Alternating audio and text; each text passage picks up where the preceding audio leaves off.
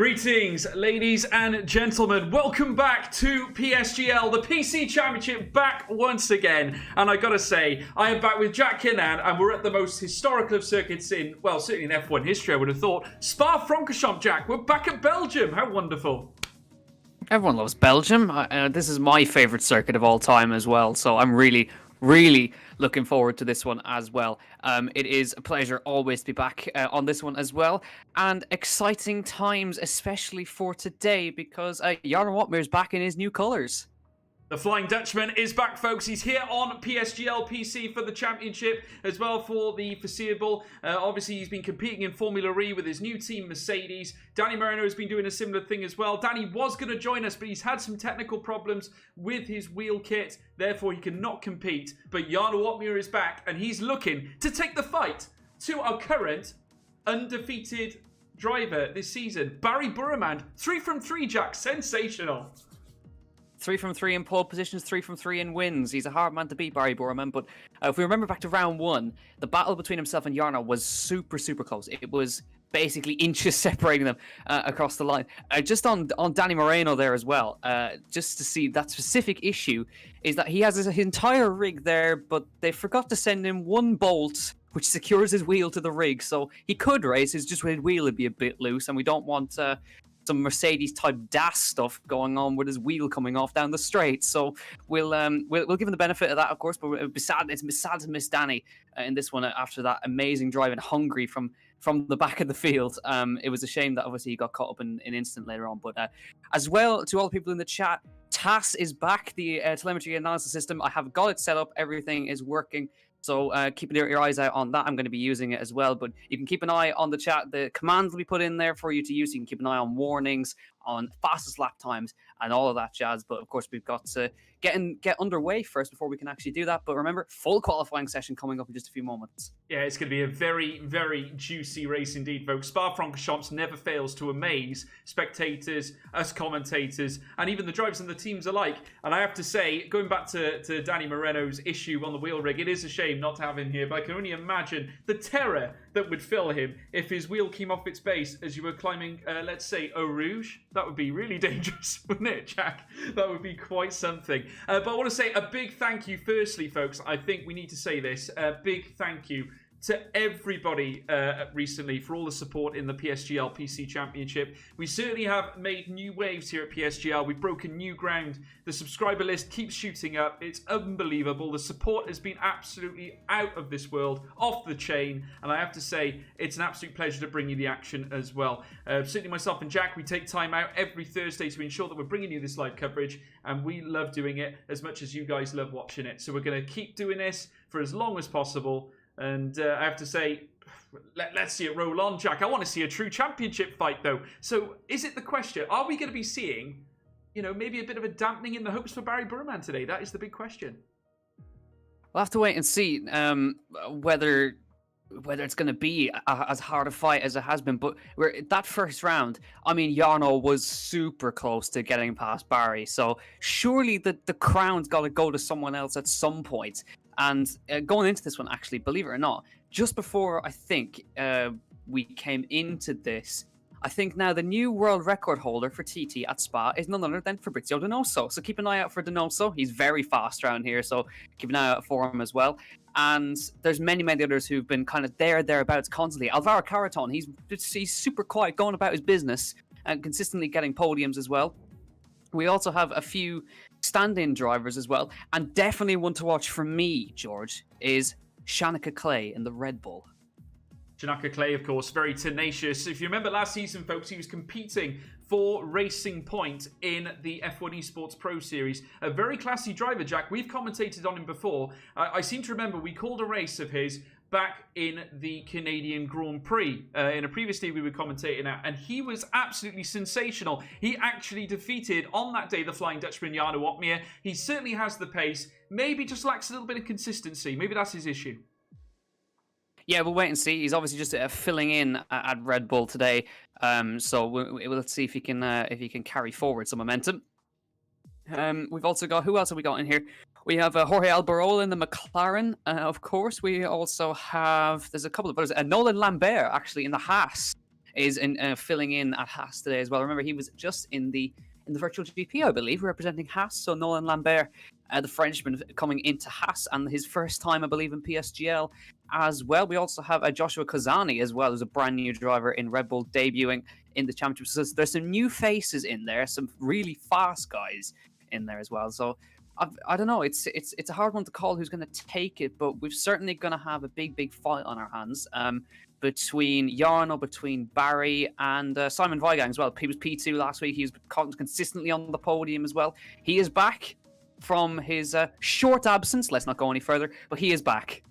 Yes, Simon Weigang back with us at PSGL. Obviously, there was a dispute involving a certain penalty, or certainly the entrance to the pit box. But to be honest, folks, it was one of those things. Naturally, as anything goes in sports, people do and are passionate about what they believe in. Certainly, they wouldn't be as charismatic or dynamic figures as they are unless they put the passion and the desire into the work or their craft as such. And I have to say, Simon Weigang is the epitome of that. He carries a lot of weight on his shoulders. He really wants to give the best he can for the team he represents. Certainly against drivers like Jarno Opmeer and Barry Burremand and the likes of Fabrizio Donoso and Philip Presneder, you need to be at your best. Simon wants to prove a point, but I've got to say, in the recent weeks we've seen him, Jack, he has been really good. I have to say, Hungary was impressive, but when he came again, when we went to Spain, he was not far behind Barry. Did get a move done, albeit Barry went AI, but they were battling right to the end of that race. Yeah, he actually won it on track, which is not easy. Now, he said that's not the way he wanted to win, because obviously Barry's wheel disconnected about halfway through turn 1, so that was the problem that he had. Simon managed to pass him on track, but Simon had a penalty, of course, so the win went to Barry. But Simon has got pace. We know he has. He's very, very fast. So we'll have to wait and see. For those you're wondering, by the way, I know Connor's explaining it in the YouTube chat as well.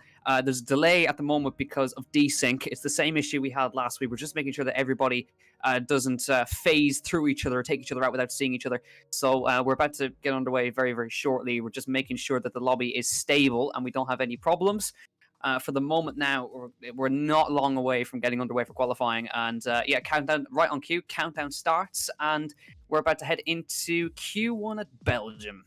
Wonderful stuff. Yeah, we'll have to play that countdown theme as we tick away into qualifying, Jack. But I want to hear your vote, folks. Who do you think is going to snatch pole here for this Belgian Grand Prix? Of course, Belgium is such a tenacious circuit, Jack. We can talk about these corners all day. The Eau Rouge section, ever crucial. Get that wrong, you're out, that's for sure, because you can get oversteer or understeer, for example, find yourself in a barrier, and that will be the end of your race. But you've got so much more to worry about. Coming out of Kemmel, you've got Les Combes, where you head into that snake section, that sort of S-bend, then into Malmedy, that turn 9, down towards Rivage being turn 9, then on the outset heading into No Name Corner, where if you do skip across the curb, you can land yourself in the barrier, and then let's talk about Pouhon. That, again, extremely dangerous. You lose your grip off that. If you even graze that curb on the inset, you can find yourself into the wall. It's certainly a very tricky track to master, isn't it?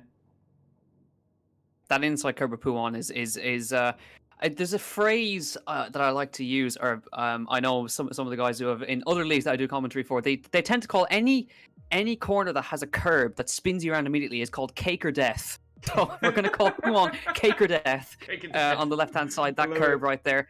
But there's also the curb on the outside. If you run too far over that, then that's a warning. So that you've got to thread the needle basically through Pouhon. You can't touch the left-hand curb because you'll die. And if you go too far out to the right-hand side, you get a warning. So it's basically one single line through Pouhon, and you've got to have the right setup on the car as well. Because if you obviously fling the car in too much, the rear end's going to step out on you. So it's actually a very scary corner when you do it. It looks simple, just this long sweeping left-hander, but you've got to be brave to make it work properly. So you're going to see guys who are pushing the limits the whole way through. You're going to probably see plenty of invalidations around that area of the circuit as well, and up around at the end of the Kemmel Straight into the chicane. There's a few sectors there that are really, you're pushing the limits so much that you're going to suffer those invalidations. But definitely watch out for Pouhon, because that is a dangerous corner around there. And also for Blanchimont, if you run too far out of Blanchimont as well, there's a corner cut warning there. And even the bus stop chicane, they're going to be trying to push over the top of those curves as much as they can. But if it's an inch too wide or too much, it's a warning. So there's going to be, it's a very, very precise track. Even as wide as it is, it's very precise. It is, absolutely. And it's quite unique as well, Belgium. Not many circuits have this ability, but you've got potential overtaking spots in all three sectors, folks. If you look at it, going into Sector 1, you of course have Eau Rouge heading up through Kemmel into Les Combes. And then, of course, we tend to find that after Pouillon, you tend to find that certain drivers might get better traction than others heading out of that tricky bend that Jack was just phrasing about. Heading into Les Farniers, which is turns 12 and 13, you can find yourself certainly on the right end of an overtake, certainly, and likewise find yourself on the wrong end of a smash. But as you head your way through 14 into Stavelot, that's a good opportunity as well. Certainly cars are known to run wide there, lose grip altogether, heading into the gravel trap, and that'll open the door to somebody else. But then, of course, you've got that long sweeping climb through Blanchimont, then heading up towards the bus stop chicane. That is also a choice overtaking position, and quite rightly as well, if you come out of the bus stop chicane and you get enough leverage, you can make an overtake happen before Le Source. I would say that's probably a fair summary, Jack. Yeah, absolutely. There's quite you can go quite in depth with all these with these tracks, and especially as well, the bus stop on the exit is a very, very crucial exit because there's a small little bump there that if you get on the power, it'll just do this lazy spin around and it'll completely ruin your lap. You got to watch going out too wide at the exit of the bus stop as well because that's a warning spot. But definitely something to watch in qualifying is when we come to the bus stop, watch the drivers go all the way to the right-hand side, towards the pit entry, and then flick back to the left to get a better run towards La Source. So there's tiny little areas where you can gain top speed, and we're just loading into qualifying now, ladies and gentlemen. So apologies for the wait, but we're finally getting underway. Yeah, we're finally getting underway, folks. Indeed, it won't be long before we're bringing you the qualifying action ready for the start of this Belgian Grand Prix. I hope you're all looking forward to this. We certainly are. Predictions in the live chat. Who is going to qualify into Q2? Who do you think your eliminations are going to be? Obviously, we'll go through and have a look at some of these drivers as we head into Q3, of course. Very important, obviously, qualifying. Certainly here at PSGL, there's such a high emphasis on it, of course, when you're trying to make your way into Q3.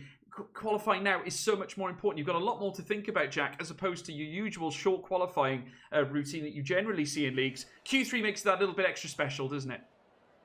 Yeah, it's all about saving those tire sets in Q1 and Q2. You're going to see the classic tactic here. We always see it every week of drivers going out in the intermediates for their first run if it's in the dry, and that will obviously save them a set of soft tires for them to use later on in this qualifying session. So Q2, of course, top 10 go through, but they will also go through on the tire that they set their fastest lap on. So watch for drivers trying to set different times on different compounds of tire. But this one really is just making sure that you're out of the bottom. Out of the bottom 5. That's basically all about what Q1 is all about. It's a lovely dry day in Spa, so no sign of any rain just yet, but Spa does tend to have its own microclimate. But it is Andreas Dormeyer, I believe, who is the first out to join the Spa circuit. Yeah, absolutely, folks. We will be now joining the action. So we're going to head over now towards the race broadcast. There it is. There's Spa in all its magnificence. As you can now see, cars leaving the garage. And as you can now see, the Q1 timer already underway. And there goes the McLaren, of course. That's number 7. That's Albaloa, who we're now riding on board with. Josh Idawu, his teammate here today as well. And I must say, I did see Josh Idawu take delivery. Veloce Esports very kindly providing him with a brand new rig. Well, it wasn't Veloce as such. I believe it was the McLaren Shadow team, Jack. It was McLaren Shadow. Yeah, he's got a brand new play seat, so he's got a whole new setup there. Actually, a lot of drivers have actually got new rigs over the past couple of weeks. We've got Josh with a brand new one. Even Jarno's got a new one as well. He's got a brand new rig where he is. So yeah, it's nice to see them all upgrading that equipment and getting themselves underway. We're just looking now. I think that's the other. Yeah, Dylan Warren's out on the intermediates, so we've got a couple of them coming out on the intermediates. Shanika Clay is also out on the track as well. I'm finding it a little bit hard actually to get used to Shanika in a Red Bull. I'm so used to seeing him in a pink car, but he is in the Red Bull today, and he's going sideways up on Rouge and intermediates. So definitely one to watch as well. If we get Fabrizio out on the intermediates, I always love riding on board with him with the intermediates because he just does a drifting session in Q1. He does. I got to say, you were very impressed, weren't you, Jack, with that run that he did in Spain? He was pretty much drifting around the corners. Remember seeing him drift around Campsa, and it was absolutely tremendous how he held onto the car. But there's Albarola, and he's going to be posting a legitimate lap time because he's on soft tyres, Jack. So I'm sure, without a shadow of a doubt, that we're going to be seeing some interesting times filter their way through. Certainly some more, I would say, solid time, certainly some solid data that we can work with. And we can certainly get some ideas as to where these guys are in terms of pace. But Alberola now, or Alberola, should I say? Alberola was obviously the Liverpool left-back from years ago. But here comes Alberola, takes a wide line through bus stop, and now he's going to be making his way down through the start-finish straight, heading down towards the source, Jack. So very crucial that he gets that first corner right. Yeah, absolutely. Down to first gear, thrown in possibly a tiny bit wide there, but you might get away with it on the exit. Then down the hill as we approach Eau Rouge and Radion. Eau Rouge, the first kink left-hander. Radion, the over the top then. Watch out for the invalidations right here. You got to keep it as straight as you can. Over the top of Radion towards the first DRS section. That is the Kemmel straight. This is all uphill as well. This is not this is not a simple straight up here. Just dragging uphill at 207 miles an hour onto the brakes into the right-hander. Got to be careful not to use too much of that curb. Then dropping through the right-hander, dropping down into Brussels. Then this downhill hairpin, so tricky to get the brake in right here. Down into third gear, get it turned in on the power as early as you can. Down towards No Name and flicking it in. Now, we head towards this absolute mammoth of a corner. It's Pouon. Let's watch how Jorge Alberola handles this one. 7th gear, 190 miles an hour, chucks it in. He's trying to keep that car straight. That was beautifully done by Alberola there. Kept it between those crucial curbs and then into the Lafania chicane, into the right and into the left. This is a really nice chicane if you get it right. A little bit too much curb there maybe, and that was actually an invalidation for Jorge there. Too much of that curb in Lafania. Yeah, not ideal at all for Alberola, and he's going to have to go out again and do another one, that's for sure. But there's plenty of drivers out on laps now, of course, and there's Barry Burraman. He's already out on softs. He's not messing about, Jack, so very shortly we'll have a look and see what the Iranian, the very fast Iranian, can certainly do here today. He's going to be making his way down through the start-finish straight. So here we go, we're right on board with Barry Burraman now, heading into La Source. Of course, currently, has won every race this season. 3 from 3 has Barry Burraman. And I'm sure he'd like to make it 4 from 4 as well, as he heads up now towards Eau Rouge. As you can now see, a nice train of cars starting to filter their way through onto the track now, as Barry Burraman now makes his way up towards Kemmel through the DRS line. And, of course, making his way now up towards Les Combes. As they go through Kemmel now, you can see the cranes on the right-hand side, the trees in the distance. Through the next chicane he goes, the fast Iranian Barry Burraman. Now comes through Malmedy, turn 8, takes a lot, well, just clips the curb gently there, very nice and smooth.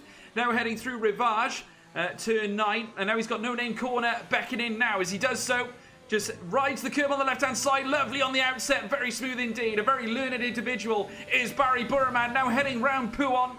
And of course, we spoke about that inside line, but he does not invalidate at all. That was very clean indeed. Barry Burraman now down towards Les Farnier into turns 12 and 13. Of course, a semi-chicane of sorts. Heading on the outset now towards turn 14 into Stavelo. And as he does so, a bit of a lock-up there on the right-hand side, but I don't think it'll cause him too much drama, and it certainly doesn't. Purple in Sector 2 as he now makes his way down this long stretch under the Armco banner. And now round Blanchimont now, which is going to be turn 16. And then he's got the hellacious bus stop corner. Rounds Blanchimont now. Does not clip the curb on the outset. There's Alfa Romeo looking to touch gold once again. He's purple through sectors 1 and 2. He rides his way through the bus stop. Here comes Barry Burraman as Simon Weigand goes P1 here in Q1. But here comes Burraman and he will snatch P1 with a 140.568. Very nice indeed. Barry Burraman kisses P1. And what a way to get started, Jack.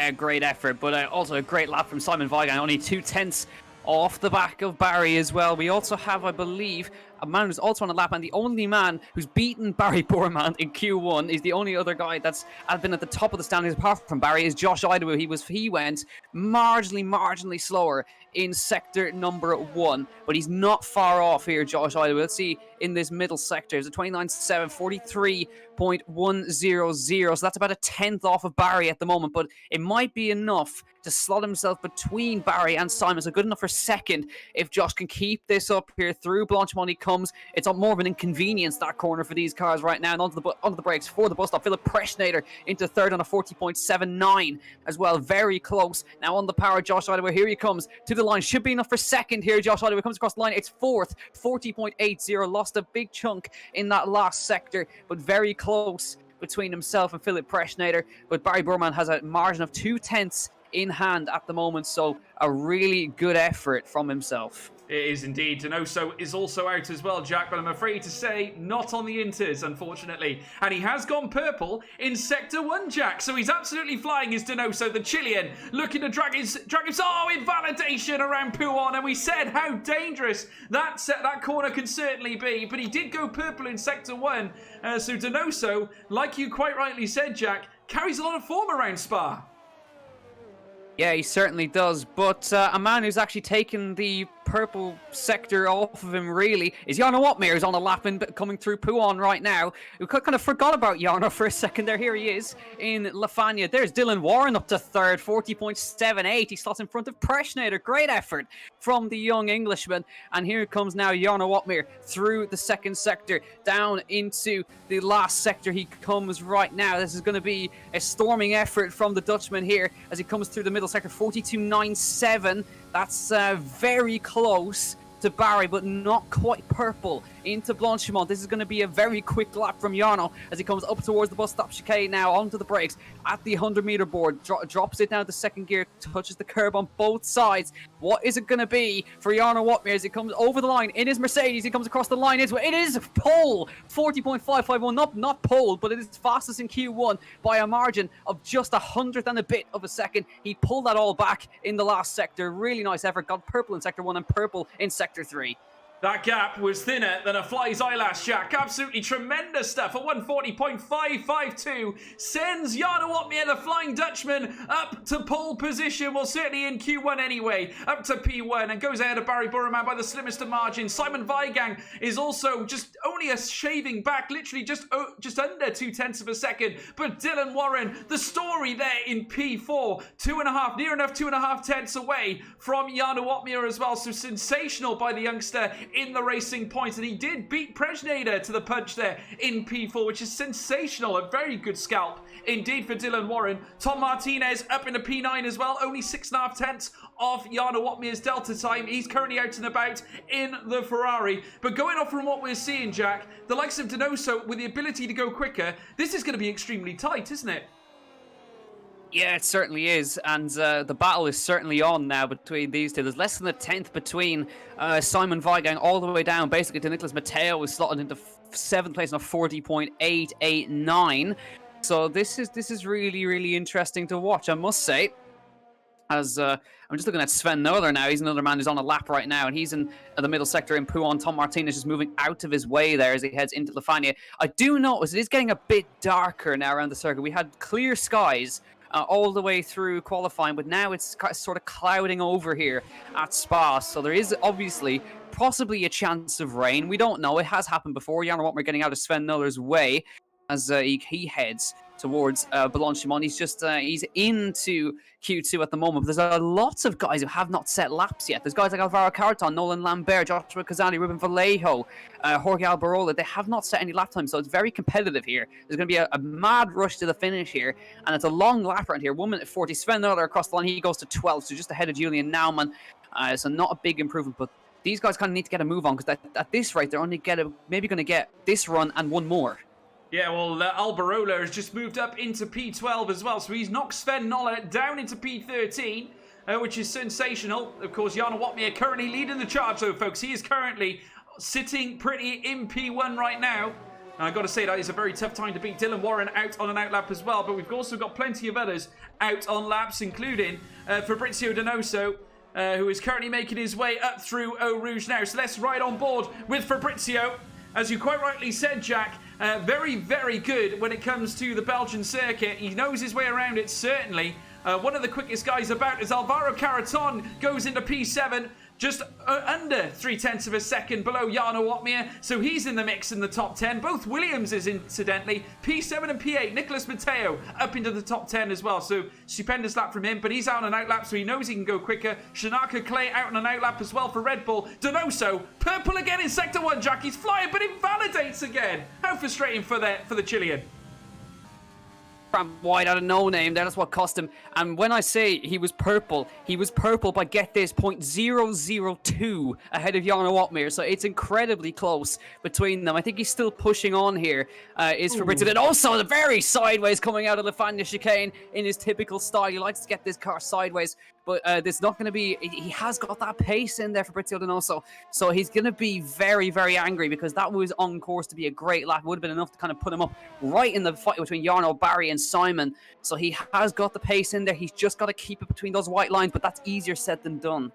It is very, very tough indeed. Donoso's got to think about doing another lap for sure. And I got to say, the more invalidations that keep coming, the more it harms your tyre wear. So certainly Donoso's got a lot to think about as Dylan Warren now makes his way down towards the La Source Bend. 140.787, I believe that was, on his latest lap. Doesn't go any higher, stays in P4. So that he's still currently just under 2.5 tenths back from Jarno Watmir, so in a good spot now, folks. Under 5 minutes remaining here in Q1, and certainly we've got to talk about the danger men at the moment. Julian Naumann currently sitting on the brink of elimination. Donoso, Lambert, Dormeyer, and Kazani and Vallejo still yet to nail in times, Jack. That's got to be a worrying situation for them right now, because the rain is coming down.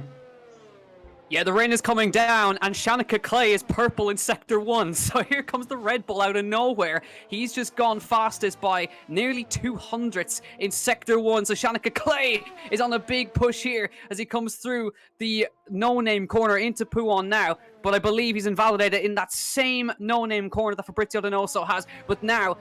the rain is coming down. Ruben Vallejo has just put a lap in to put him 15th and in to Q2 at the death. That must be, I gotta say, Jack, he's riding on the edge of luck here, and he might have just scraped it through. I have to say, Ruben Vallejo by the skin of his teeth, and he's relegated Julian Naumann down into P60. I'm just looking down through the grid now, and that's Lambert currently making his way out onto the, well, currently back into the garage. He's not going to be able to go quicker, I don't think. Dormeyer out on track as well, looking to go quicker. He's currently up against it as well. Kazani, who is yet to nail a lap time as well. I think these guys have just left it too late, Jack. They left it too late. Invalidation for Dormeyer. We've got just over 3.5 minutes remaining. And these guys who haven't posted lap times, they might have just been caught out. Believe Julian Naumann was on a lap, but he broke his front wing, so that's there's damage for those guys. But the big scalp who's about to get knocked out unless he can do something like a miracle is Fabrizio Donoso. He may be out in Q1, but he has come out on another set of soft tires. He's going to have a go and see if he can get himself even into that top 15, that top 16, and oh dear, this has not gone well for Donoso. That invalidation, that no-name, has maybe have just cost him a spot in Q2 as they head now into Pouon. Is that grip there? It's just, he's just understeering straight off of Pouon. I mean, there's just no grip at all out there. So at the moment, the guys are going to be knocked out at the moment is, of course, Joshua Kazani, who's not going to make it. Well, unless there is still just enough grip out there, we don't know. We're going to have to wait and see, but this is a mad situation, and this is not the first time we've had this season. No, well, I got to say, well, Donoso's lap now is going to be certainly the one we'll have to keep an eye on. I believe he has actually invalidated this one. I'm pretty sure. I'm not sure whether this is actually his fast lap, because it does say out lap on my screen, so I won't worry about it too much, folks. He's about to make his way down towards bus stops. We'll now see what Donoso does. If he chooses to box and not go again, then that could read a lot into what's going to happen. No, he's going to go for it, folks. He's going to go for it. Donoso is going to go out on a lap. Can he improve? We're now into squeaky bum time in this qualifying session, and he nearly lost the car heading into the start-finish straight as he now rounds the La Source Bend, and this Renault Vitality car now making his way on the outside of La Source up towards Eau Rouge now. And this is a very key corner, Jack, because you could so easily get it wrong even without the rain. Yeah, this is going to be something spectacular. Donoso loses it over the top of Radion. That's it. He's out of Q1. And Fabrizio Donoso, a scary time at the top of Eau Rouge and Radion. There's no grip on the slicks up there, but he did well to hang on to that. But he is out of Q1 with an invalidation earlier on that would have put him to the top of the table. And he's going to be starting 17th. Andreas Dormeyer is going to be out. Joshua Kazani is going to be out. The rain came at the wrong time. But Ruben Vallejo absolutely got it spot on and snuck in by just a few hundredths. Yeah, well, Dormey has just managed to creep his way up into P17. He goes quicker. Seeing that, he posted a time that puts him ahead of Lambert and Donoso. So Donoso is going to be starting in P18 at this rate. Could well be P19 now if Kozani can get it across the line. And he does by the skin of his teeth. P18 for Kozani. Donoso down into P19. Lambert in P20. But I got to say, you got to get every position count, certainly out on track. And Sven Nöller being the only one left in the session, so is Otmir. But at the same time, credit to Ruben Vallejo getting it done there by the skin of his teeth at the last minute. It could have gone so wrong for him, Jack. Yeah, it really, really could. Sven Nöller just really taking it slow into the pit lane. Doesn't want to bin it, but he's in safe. Sven Nöller in the Renault, so he's done well. But we have Jarno Otmir fastest in Q1, so it's not Barry. In this one. So Josh Iderwood last week in Q1 and Jarno Otmir in Q1 this week. So it seems now that there's definitely a fight on for pole because this is going to be super, super tight when we get to the next one. But now Q2 is going to be crunch time because whatever tires you set your fastest lap on, you're going to be starting the race on those. Absolutely. Well, Jarno Otmir tops your billing, folks. P1 for the Flying Dutchman. Barry Burman, P2. Vigang, P3. Dylan Warren, P4. Prejneda, P5. Josh Iderwood, P6. Caraton in P7. Nicholas Mateo, P8. Lewis Welch, P9. Carl Mitchell, P10. Shanaka Clay, P11. Tom Martinez, Tom 97, P12. Jorge Alberola in P13. Sven Nöller, P14. Ruben Vallejo gets in by the skin of his teeth, P15. Julian Naumann, P16, and is eliminated, as well as Andy, Joshua Kozani, Fabrizio Donoso, and Nolan Lambert, Jack. But sensational. The story of the session, without question, Fabrizio Donoso. He is out of qualifying. It's such a shame because he had so much promise. We saw that in the sector times. He was fastest of anyone in sector number 1 and just ran that little bit wide, and that was all she wrote. And then the rain had to come down at the wrong time for him. So it's a real shame for Donoso, but he's just going to bolt on a set of harder tires and go for it after that. And he's just got to go for it now. There's nothing to lose. But it is super tight at the top, isn't it? It's Otmir on top at the moment with Barry. And Simon in third, but Dylan Warren, I mean, he just keeps impressing, doesn't he? He's right up there, and he's only less than a tenth off Simon Vigang. Oh, he's literally by the thinnest of margins, Jack. The absolute thinnest of margins. It's going to be so close up at the top end. I mean, if this is the picture that we're being painted heading into the latter stages of qualifying, now I've got to say, we've got a very tasty battle on our hands at the start of the race. I mean, I can't imagine what these guys are thinking. Certainly the likes of Barry Burman now, he's got a very different battle on his hands, of course. I mean, obviously, facing your regular guys, winning 3 out of 3 is great and all. But when you've got the F1 Esports World Champion now biting at your heels, it's going to cause a little bit of tension, isn't it? It's going to cause you to feel a little bit uneasy, certainly around a circuit like Spa where the margin for error is ever so slim. It's going to add that little bit of tension, that little bit of nerves that could very well hamper your race. We just don't know what to expect heading into the race session, do we? I've got to say, but I'm sure we'll still have more drama heading into Qs 2 and 3. Yeah, we certainly are. It's never a dull moment here at PSGL. So we'll have to wait and see. I'm not sure if there's some kind of issues with the lobby, but currently I'm stuck looking at a results screen. I don't know about you, George, but I think we've had a lobby. I think we've had a lobby problem. Barry Burman just come in and said that the lobby is now stuck. So okay. I don't. Somebody's internet connection has not gone well. So it seems that we're stuck here on the Q1 results screen. So we may have to do something about this. I'm not sure, but well, I think this. I've never had this one before. Looking at the results screen. This is new. This is a new one. This is absolutely new, folks. Obviously, we're just sitting tight, waiting for just some word on what's going to happen. Of course, it's not ideal to start a new session at this point. Obviously, we've just had Q1 and all that, so not a good position to be in, that's for sure. So we'll have to wait and see what happens, and I'm sure we'll keep you up to date as we carry on. Of course, at this moment in time, we will be talking about Q1 and what could happen into Q2 on the basis that we get a Q2. I suppose we could talk about the championship as well, chap, because obviously the gap to Barry Burman currently lies at 18 points. So still a lot of room for change after the end of this race. Certainly Philip Prejneda currently in P2. Of course, he's been very impressive recently. We've seen his raw pace. Just could not quite grasp it at Spain. but maybe Spa would be more his track. Yes, certainly was. Sorry, Joe, can you say the name again? I was trying to solve the issue here. Who are we talking about? Sorry, this sounds really unprofessional. Oh, Philip Presnader. We were just talking Philip about... Presnader, there we go. Yeah, right. His result in Spain, obviously. Yeah. I don't think Spain was quite his circuit, but I think coming here to Spa, I think where there's lots more variations. Here we go. We've got some progress on the lobby now, but Philip Presnader, of course, here at Spa. Maybe this will be more his circuit. Only 18 points behind leader Barry Burrowman. A good opportunity to change things at the top end. Yeah, it certainly was. Philip's been up there consistently during the course of this season. He's been getting up on the podium. Hungary didn't really go his way. He tried an alternate strategy, and it really didn't quite work for him, which is kind of a shame for him. But this is going to be his sort of thing now. It's a very fast-flowing circuit, and there's definitely more opportunities for him. Now, what's going to make the race even more interesting now is because Q2 is wet, which means that everyone gets free choice of tyres going into this one unless it dries up. But we have got a wet Q2, ladies and gentlemen, and it is going to be those intermediates ready to go.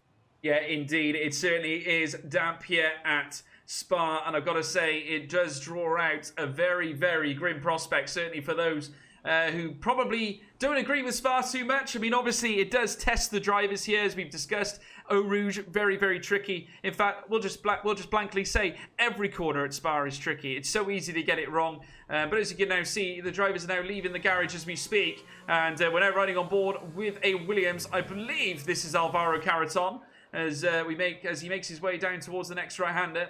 And as he does so, it is indeed number 21. We will get clarification on that for you folks as he now makes his way around the next right-hander and indeed looking to start or commence his fast lap. And I can actually confirm it is Alvaro Caraton as well. Nicholas Matteo, you can see in the distance his teammate closely following in behind. Just want to say a big shout out there to everyone in the chat. If you want to ask any questions or if you have any views on this race, me and Jack, of course, can read them out. And I've got to say hello to Logie Bear as well. Evening to you, sir. Hope you're enjoying your evening. And we've got a few questions about strategies in Mexico, Jack. But of course, we're here at Spa, so we won't be looking into that too much. No, wrong people to ask. Don't ask us. We're supposed to know, but we don't. It's you need to ask these guys. They're far better at that than we are. But I was just about to mention, actually, I was just watching Alvaro Caraton go through Pouon, and if you thought Pouon was scary in the dry, now imagine it with some wet tires on. And I could see Alvaro Caraton was using all of the steering lock through Blanchimont to try and get some heat in the front tires. Now cutting back, and this is going to be a very different kind of lap now. This is going to be, I think, a little bit more of just holding on and hoping around Spa now. Yeah, it certainly is. And he's now rounding La Source now. Here comes Alvaro Caraton, the Spaniard. Of course, very, very quick as well. F1 esports driver for the Williams team. Making his way up towards Eau Rouge. Here he comes now. We're riding on board with Alvaro Caraton. Now making his way through this winding section. So dangerous here in the dry, my word! He snaps it back. An invalidation to his lap as well. Not ideal at all. And indeed, Caraton nearly coming on the end of a cropper. That's not ideal, Jack. But he's got his teammate following in behind as well. Yes, no, Nicholas would have watched that and said, right, let's not do that. As he comes down towards Lake Combe now. Yes, scary corner in the wet, Eau Rouge and Radion is. But Matteo handles it nicely, but he's also invalidated as well. Actually, Ruben Vallejo, has invalidated his lap as well. So plenty seem to be coming victim of Eau Rouge and Radion, just running too wide over that curb. Nicholas Matteo, he's clean at the moment as he comes down into No Name, flicks it into the left and trying not to run out too far to the right hand side, deals with it nicely now as we come down into Pouon. This is going to be very scary. Down to 6th gear, it's going to understeer, but he handles that beautifully well. Nicholas Matteo, little kink of oversteer on the exit and runs out wide onto the curb there as he heads down towards Lefania. But looking good for Nicholas Matteo, and again twitching through Lefania as well. Now out to the curb, careful not to run too wide there, and then down into the Sector 2 split. So it's been a very clean lap from Nicholas Matteo. He's only got a few corners left to go now, down towards Blanchimont. Careful now to not run too wide on Blanchimont as well. Of course, he's now got the fastest Sector 2 at the moment, so he's the only man to have set a Sector 2 time, of course, through Blanchimont. No hint of a lift there as he runs out of the curb, gets caught on the curb on the exit. That can happen, and then braking for the bus stop. Lock up on the right-hand side, which won't affect him too much then. Through the left-hander, got to be careful to get on the power now, gently feeding the throttle in, and up and over the line. Here comes Nicholas Mateo. It's a 1:52.399, and the first time in the wet, but there you can see immediately 12 seconds slower than we were in the dry. Yeah, I was just about to say that, Jack. 12 seconds. I got to say, in the context of things here at Spa, that is quite impressive on intermediate tyres. So that is probably just about where we expect a lot of these guys to be. Of course, we know a little bit about some of them, though, as Weigang goes into P1 by the slimmest of margins as well, just under a tenth of a second. Shanaka Clay stealing it as well. Sensational by the Red Bull driver, and indeed just creeps his way through. Across the line comes Tom Martinez as well in the AlphaTauri. That doesn't seem right to me, I have to say. We'll have to have a look at that one, folks. But indeed, currently P4, that is for the AlphaTauri. In the P3 is Josh Idawu in P3 as well for him. Alberola in P5. Sensational there by the McLaren. But P1 comes the Flying Dutchman, Jarno Opmeer there. And that's a 151.602. But just look how close these guys really are. Here comes Tom Martinez now across the line. P6. And that is absolutely brilliant indeed. Barry Burman just flicks in behind Jarno Opmeer. A massive, near massive, under 2/10 of a second, Jack. That is a lot, given the conditions. Yeah, it certainly is. So now it's an advantage Opmeer in the wet right now. I'm just keeping an eye on these sector times, but the man I think at the moment is looking to go faster at the moment. It is Nicholas Mateo, fastest in both sectors. Purple for Nicholas Mateo, but he gets that taken off by Jarno Opmeer, who's now fastest in Sector 1 again. So the track's getting a little bit quicker the further we get on, but this is going to be a good lap from the young Spaniard, Nicholas Mateo. He's purple, or it was, it's green-purple at the moment for Nicholas Mateo. Gets on the brakes for the bus stop chicane. This is going to be a really solid effort from the young Spaniard onto the power now, heading towards the line. Nicholas Mateo, can he go to the top of the standings? The answer is not quite. It's half a tenth behind Jarno Opmeer, but a really good effort. But now, all of a sudden, out of nowhere, the Canadian Kyle Mitchell, fastest in Sector 2. Incredible stuff as well. Jarno Opmeer as well coming through into the second sector himself. Well, coming on the outset of the second sector very shortly, and he's trying to scale his Mercedes around that middle sector. Weigang P4, approximately 3.5 tenths of a second slower than Jarno Opmeer's time. Vallejo pops over the line 1.2 seconds slower than Jarno Opmeer as well. Martinez, though, that being, I have to say, we'll have to relook at those names there. I think there's obviously a discrepancy. Prejnader up into P5, 0.254. Slower than Jarno Opmeer. Idawu up into P3 at 151. But here comes Jarno Opmeer now. Can he go quicker? He's purple in Sector 1 and 2. And he's going to nail 2, just under 0.3 of a second off his fastest time at 151.393. Sensational by the Flying Dutchman, Jack. Just to clear up the discrepancies, by the way, that AlphaTauri, which says it's Tom Martinez, is actually Kyle Mitchell. That's in a P6 at the moment. But he's doing a stellar job, I'll tell you what. Kyle Mitchell up in 6th place, faster than Philip Prejnader and Simon Weigang. Tom Martinez is P9 in that Ferrari, and Shanaka Clay is 10th at the moment and on the bubble. Dylan Warren is 11th, Ruben Vallejo 12th, Jorge Alberola, Sven Nuller, and Alvaro Caraton. But we have the two Alfa Romeos 4th and 5th at the moment. Barry Burman in 4th and Louis Welch in 5th, less than a 10th behind his teammate at the moment, as I'm watching Barry Burman now absolutely flying up Eau Rouge and Radion, and he's looking now to try and close the gap, because that's a huge gap he's got to try and wager. That's 0.4 of a second now to Jarno Opmeer as he heads through Les Combes. The sector split is not quite there for he is. Purple Sector 1 for Barry Burman.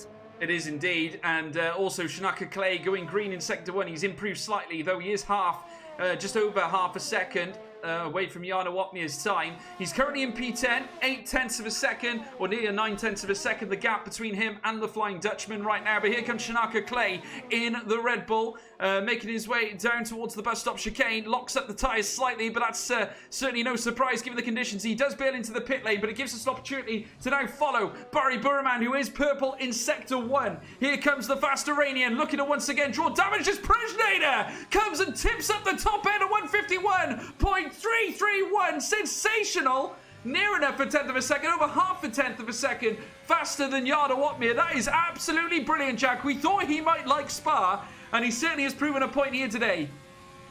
It certainly has. I was watching his sector times. He now has the fastest Sector 2 time of anybody. As Tom Martinez, third fastest for the Ferrari. That's a great effort from himself there, up into third place. Here comes Barry Borman now into the last sector. Gets out of shape on the way through, but has he done enough to get that up even further? Barry Borman across the line. It is pole and fastest by 7 thousandths of a second. Barry Borman ahead of Philip Preschnader, but this is really intriguing stuff now. It's Borman, Preschnader, Otmir, Martinez and Matteo.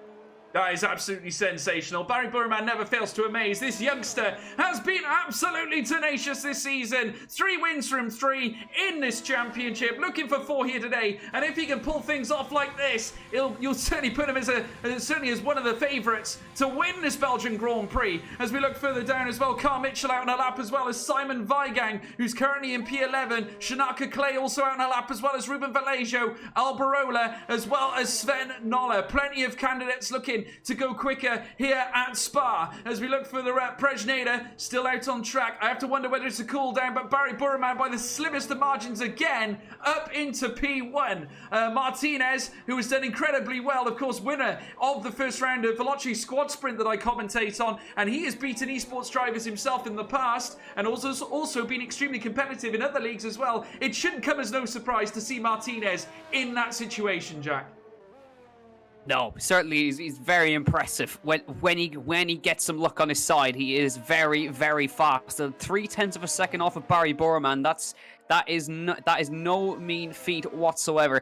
Now, I would point out as well, I know now that Jarno has more pace because on his in-lap last time he was purple in Sector 2. So he has got more pace in that Mercedes, and the rain is beginning to ease off, so the track's going to get a little bit quicker.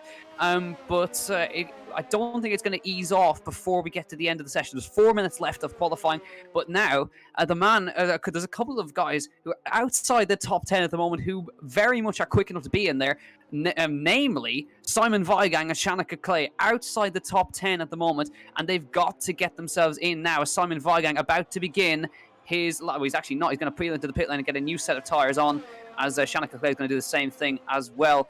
But Jarno Watmere out on an outlap, so he's going to go for another run. Yeah, well, this is very key now, Jack. We're into the final 3.5 minutes. And this is, I got to say, a good lap has never been more prevalent. And Dylan Warren going out for a last gasp now as well, as we now see this youngster who has been furiously fast and very impressive in his first 3 races here at the PSGL PC Championship, competitive in all 3 races, challenging the best of them. And I've got to say, this youngster is an inspiration to many, I have to say, and he carries such a loyal fan base as well. He comes through Lecom now and literally winds his way through this next sector of curbs, in through the next right-hander now, and you can now see the names Dylan Warren flickering up in the live chat, Jack. He does carry some support, doesn't he? He certainly does, and it's really something to see. He gets sideways out of Brussels as well, but he definitely has his fan base, and they always provide some great support for him week in and week out. But that's wide through Pouan, and that's definitely going to be an invalidation for Dylan Warren, as the car just pushes out at Pouan, and nothing he could really do about that to respond. But a man who's looking pretty quick at the moment as he heads through Lecom, Josh Idawu, down in 7th at the moment, but a small improvement would actually rocket him up into 4th. So we'll wait and see if he's able to get himself any further up that order. Josh Idawu is 31.34, about a 10th down on Otmir. A 10th down on Burman at the moment. So he's in with a shout here. But if he improves even by a small amount, that'll get him up into the top end of the top 5. Absolutely, and I've got to say, this Welshman, like we said before, brand new rig now in his quarters. You'll certainly have every chance to apply it here at Spa, and what an occasion to do so as well. He's been absolutely brilliant here in PSGL in the past, and I have to say, we've seen him before, Jack. He's always been battling at the top end, and I've got to say, he's really been given a huge wave of support from the McLaren Shadow team. They certainly seem to think a high amount of him, and does carry a lot of potential for the future. Does Josh Idawu. Alberola not able to break into the top 10. He's currently sitting near enough a second outside of Barry Burrowman's pace at this moment in time. Jarno Watmere out on a lap as well, but here comes Josh Idawu down towards bus stop. Shanaka Clay in P8 just goes a little bit quicker, but not able to break away from that top, well, that 8th position spot as Idawu now comes across the line. P4 with a 151 and just about 1.5 tenths slower than Barry Burrowman. A sensational lap indeed. Jarno Watmere now purple in both sector 1 and 2. Jackie is furiously quick. Yeah, this is going to be an even faster time. He's up by a tenth and a bit in Sector 2. He was up by less than a tenth in... But now, Philip Preschnader purple in Sector 1. There's a real fight going on here between them. So, Preschnader by 100th in Sector 1 at the moment. So, it's all going to be an exchange of time to see who's going to get the honour of being fastest in Q2. But this is going to be the fastest time now by Jarno Watmere. How fast is it going to be is the question. It's across the line. It's a 50.782. Almost clearly 6/10 of a second faster than Barry Burrowman. That has come out of nowhere. That is a marker being thrown down, but Preschnader is going faster. Purple in Sector 1. We've got to keep an eye on him.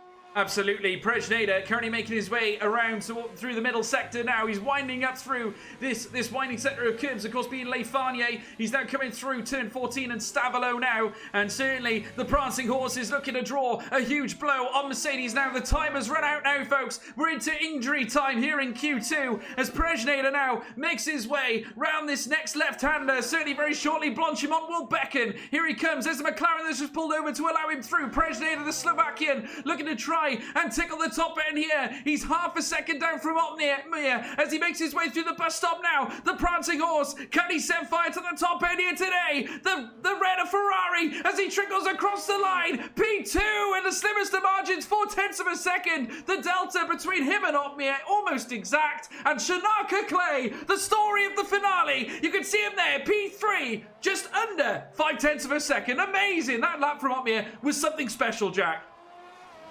Where he got that time out of. That's an unbelievable time. Barry Burrowman, purple Sector 1. Keeping an eye on him now, but Louis not Welch close in Sector 2. But Louis Welch, where's that come out of again? 50.9. He goes to second. Alvaro Caraton is third. But watch now. Barry Burrowman down to 7th place right now. He's got to find something in this car. Now it's a 49.8 in the middle sector. A 10th down on Watmere across the lines. Barry Burrowman to the top, 50.6. And he puts one over on Jarno Watmere by a 10th of a second. But Watmere is going to come across the line and do another lap here, and can he go a little bit faster again as he comes across the line? Jarno Watmere again. He does go faster, but he can't beat Barry Burrowman. And we still have some guys to come across the line. Simon Weigang, can he get in? Yes, Simon Weigang into P5. He makes it in and knocks Dylan Warren out of Q3. Absolutely crazy scenes here. Dylan Warren out of Q2 and Carl Mitchell makes his way into P9 as well, folks. Sensational stuff there from the youngster who's now joined the AlphaTauri team. But what an amazing qualifying session. Trading blows was Barry Burrowman and Jarno Watmere, and that is exactly what we were hoping to see, Jack.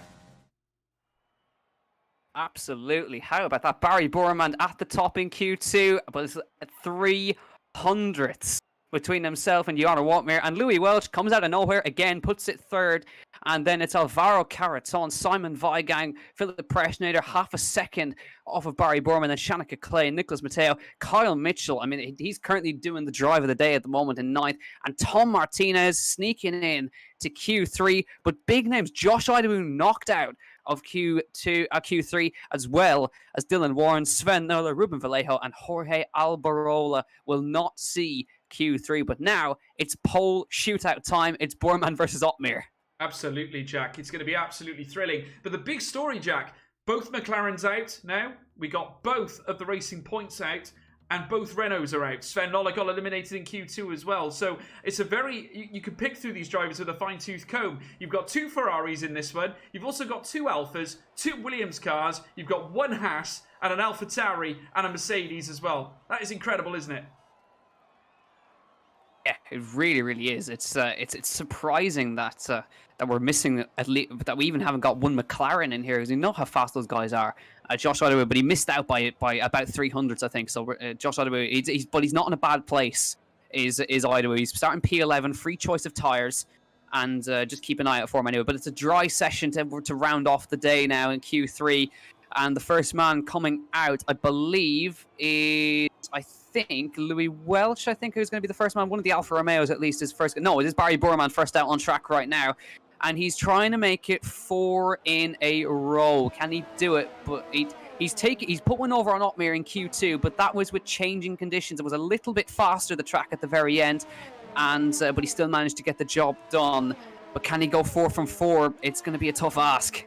Well, we got the Warren Army in the chat who are obviously very, very downbeat at the loss of their man in qualifying. He is now out in Q2. So, of course, we're down to these 10 drivers now. Simon Weigang, currently, who we're riding on board with, he's currently making his way down through the next right-hander. Of course, made an announcement recently, Jack, that they were going to part ways in the professional series. So Simon Weigang certainly looking ahead to pastures new.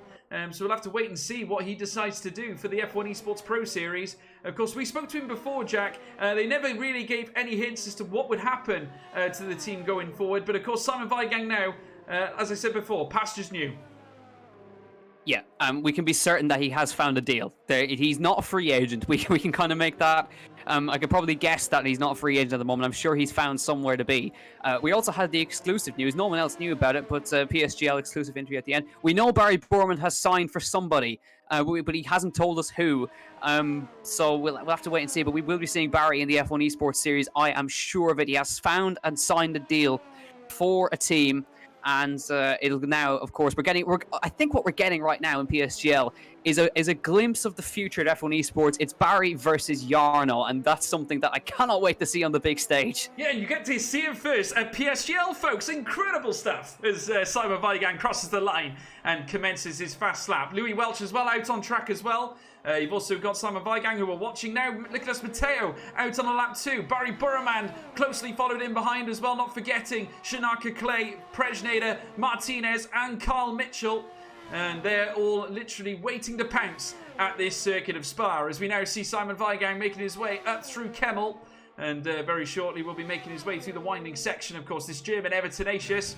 Of course, we all, as we said before, saw the drama that happened in the last race, of course, concerning the track limits. But of course, Simon Weigang's back with the bit between his teeth. A little bit of a shaky moment heading out what seemed to be of Malmedy, but he's corrected it. He managed to save it. But wouldn't imagine he would have appreciated the loss of time there, Jack. And that's an invalidation. No. Yeah, invalidation right at the entry of no name. I think he was trying to follow Barry, who's just up in front of him as well. He set the fastest Sector 1 Barry Borman, but Simon was not far off him, about less than a couple of hundredths off the back from him. So Barry Borman right now, he's the man who is on course to set the fastest time of the night so far as he comes through Sector 2.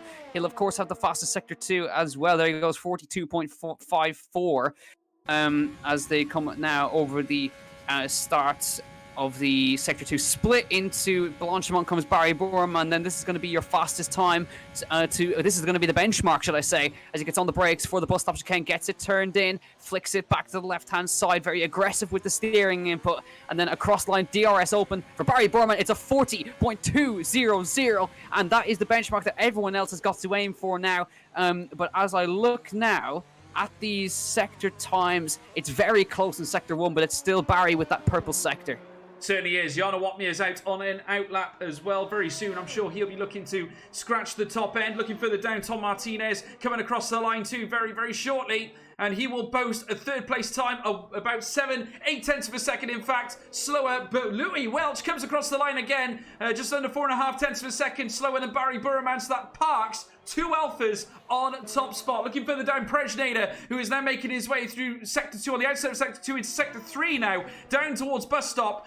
So he'll be looking to park his Ferrari, certainly up at the top end as well. Will it be a doozy for the Ferrari engines? Carl Mitchell goes into P2 with just over 3 tenths of a second slower than Barry Burman. Prejnader goes up into P3, cannot topple Carl Mitchell or Barry Burman, but did park a purple Sector 3, so very impressive nonetheless. Looking further down as well, Alvaro Caraton making his way up into Les Combes, and has indeed managed to nail down a green Sector 1 as well. Of course he would do, he hasn't yet posted a time in this session. Jarno Watmir now about to come through the final bend indeed. I'd imagine that maybe he'd be looking to get started on his fast lap. Indeed he does. So Jack, why don't we ride on board with Jarno Watmir? Yeah, this is going to be something special to watch right here. Jan Watmir, but he has a big target to aim for, 40.2. Super, super fast that he's now got to aim for now. Up towards Eau Rouge and Radion, keeping it straight as he can. Barely any movement on the steering from Jarno right there. You can see just trying to find the straightest line possible through Eau Rouge and Radion. DRS open, flying down the Kemmel Straight right now and reaching speeds of 208 miles an hour as he gets on the brakes. For Lecom throws it in, and that is purple sector 1. He's on a flyer. He is indeed. He's just rounding now into Malmedy, heading down towards Ravage now, turn 9. Coming down into 3rd. He'll very shortly quick shift up to 4th, which he certainly does now. Heading around No Name in 5th gear. Just applying the brakes where necessary. He's just sort of toying with the throttle through those bends as he makes his way down towards what will be Pouon. Doesn't even touch the curbs there. Doesn't even breach the curb on the right-hand side either. That was absolutely perfect. Now coming into the next right-hander now. And as he does so through Le Farnier on the outset of turn 13. Very shortly now, turn 14, leading into Stabilo. He rides a bit of the curb here, still holding on to the car very, very well indeed. Only posts a green sector 2, but it's still an improvement nonetheless as he now makes his way down towards Blanchimont through the Armco banner now. You can see that he's applying full throttle here as he makes his way down through Blanchimont now.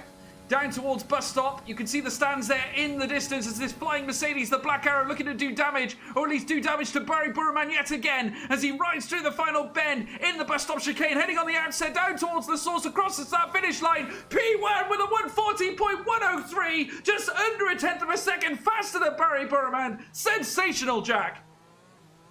Yeah, he pulled that time in that first sector. He was half a tenth up and then pulled another half tenth in the 3rd sector. So it's very close. It is less than a tenth. It's 900ths between himself and Barry Burman, but there's still plenty on the table, I would imagine, from these guys. So this is an intriguing battle to watch. We have a little lull in proceedings now while we get some guys back in for some fresh rubber. But I think a man who's now actually out on a lap at the moment, well, is actually, I think, on an in-lap, I think, is Nicholas Matteo. He wasn't quite hitting the top speed down the Kemmel Straight. So he's now on his way back into the pit lane, I would imagine. So something really, really special coming up, I think. But Simon Weigang not bothering to set a lap, and he's probably, I think, just going to go for one run. Yeah, no, I'm just having a look in the comments, Jack, and Callum Teasdale has teased it slightly. He said, could we see a 39? I have to say, as the track starts to actually quicken up and gets warmer, I'd imagine we could certainly see a 39. Remember, it's only a tenth of a second away in terms of Jarno Watmir's time, and certainly we've got plenty of capable drivers here that can do that, Barry Burman being one of them. And we know what Jarno Watmir and Barry Burman are like. They trade blows to each other, but don't forget Philip Presnader and Simon Weigang, plenty of really pacey figures that could really topple the top end. I could see there being a huge chance of breaking the 39s today. Certainly is. What do they need? 2 tenths around the entire lap. I mean, it is doable. If anyone can do it, it's these two, Jarno Watmir and Barry Burman. So we'll wait and see if they can breach into those 39s. It'll be amazing if they could, because that is an incredibly fast lap time around this circuit. But right now, I tell you what, the man who's really putting on one hell of a kind of underdog performance is Kyle Mitchell. He's 3rd at the moment, and that is a really great performance. A couple of thousands in front of Philip Presnader, but the Canadian, he's been kind of under the radar, but he's performing today. He is. He's up there, Jack. He's absolutely up there. Remember, he subbed in for Sven Zerner, who did leave the championship. Of course, Sven Zerner currently in the midst of his own personal business.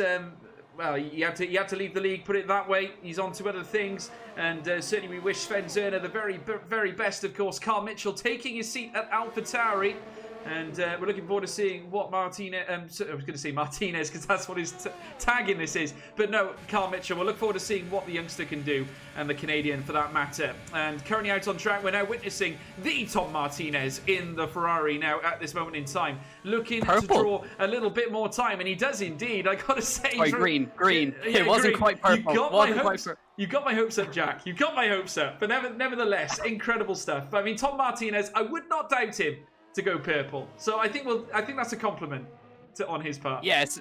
Yeah, I think so.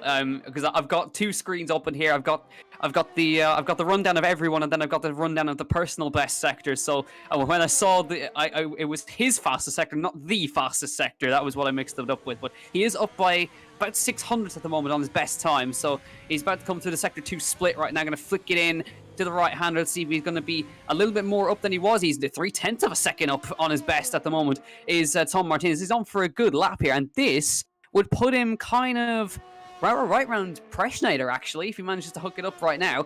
Around 4th and 5th is possible here for Tom Martinez. Is big improvement in the middle sector for him. In the number 97 car, of course, to match his gamer tag, Tom 97, into the right-hander in the bus stop, flicking it back to the left, rotating that car around, and a big chunk of oversteer on the exit as he runs for the line here. And it's going to be an invalidation, is it? Across the line. It was an improvement, but not enough to get him up any positions. No, he's still down in P9. Must have been a mistake in Sector 3, Jack. Just a quick note to the people who are watching in the live chat. There is a discrepancy with the numbers. Of course, if you notice, Tom Martinez is numbered 97. We do believe that Carl Mitchell has actually taken number 97 on his car as well. And that is what has led to the confusion in the telemetry systems. And therefore, that is why he's showing up as Martinez on our screen. So apologies for that, folks. But we do have a number assigned to Carl Mitchell. Unfortunately, he has not got it on his car. So it has, unfortunately, caused a little bit of an issue with our system. So we won't be able to give you his abbreviation that reflects what his really is. As we now see Jarno Watmere now heading in to commence. Certainly his fast lap. I don't think this is going to be his fast lap now. I believe he has just done an outlap as he crosses the line, and he's now going to go out and look to go quicker yet again, Jack. But Barry Burman will not be far away. We're now in squeaky bum time here in qualifying. Yeah, everyone is on personal best. Barry Burman is up by 0.5 on his best in the first sector. It's not quite the fastest, but I tell you what, it's 3,000s off of Jarno Watmere, which is the purple sector. So it's basically bang on the money as he comes through the middle sector. Now, this is where Jarno gained all the time. What does Barry do here as he comes across the split time here as we look to see if he's going to go a little bit faster than him? And it is purple in the middle sector, and that is a massive chunk he's gained on his rival there. That is a brilliant effort. And look at Preschneider, 40.18. He's P2 for Ferrari, but Barry Burman is on course to set the pole time here into the bus stop chicane. This is a rapid time from the Iranian on the power out of the bus stop chicane. This is going to be your new pole time across the line. It's going to be a 39.8. He's done in a 39.8. What a time from Barry Burman. Take a bow, my friend. That is mental stuff. As we look now at Jarno Watmere, who is also on the chart, and he has taken purple in Sector 1, and he's going to come across this Sector 2 split, and it's going to be a personal best. He's down by 0.2 on Barry Burman. This is going to be, I think, about tipping the 39s as well. But what a time from the Iranian, a 39.871. Jarno Watmere has, what can he do in the final sector? Onto the brakes, turns it in, down to second gear, flicks it back to the left-hand side. What can the Dutchman do? Onto the power. Is it enough to take pole position here in Spa? It's not a 39.9. Barry Burman, it's 4 in a row. It's 4 in a row for Barry Burman. The quick Iranian has done it again. He is on P1 at 39.872. The only man who actually managed to breach the 139s first and dropped Jarno Watmere. Jarno Watmere did breach the 139s, but he's still out of the way. He cannot get it done on the day, but he's on the front row with Speed Barry. It's the fight we've all been waiting for, folks. Burman v Watmere. Let's get into this race, Jack. Wow. What I couldn't believe the sector times I was looking at right there. And Barry pulled 0.2 on Jarno Watmere in the middle sector alone. They were bang even in the first sector, but that middle sector from Barry was just sublime. There's your order, but it was 0.1 of a second in the end. And Philip Preschneider is third. Louis Welch in fourth does the job again. Shanika Clay is top 5. Kyle Mitchell, great effort in 6th. Nicholas Mateo, Alvaro Carreton, Tom Martinez, and Simon Weigang didn't bother going out for a run. He's happy to start a P10, but what can you say? 4 poles in a row for Barry Burman, and that was probably his hardest one yet. Jack, Spa always delivers a clinic. Didn't we say that, Jack? Didn't we say that? We've come here back to Belgium, and here we go, folks. This is the big one. This is the doozy. Jarno Watmere back. Barry Burman, who of course has won 3 out of 3. This is the 4th race of the championship this season. They're going to draw swords here at Belgium, and I can't wait to see this start. It's going to be absolutely unbelievable, Jack. I cannot wait. I'm just seeing actually somebody making some good points there. Barry beating Mercedes, which is kind of which is a little bit funny because he left Mercedes. So The big I think question- Mercedes are definitely watching and thinking, "Oh dear." There's only one more thing you could add to that could really draw a devastating blow to Mercedes, and that is depending on who Barry signs for.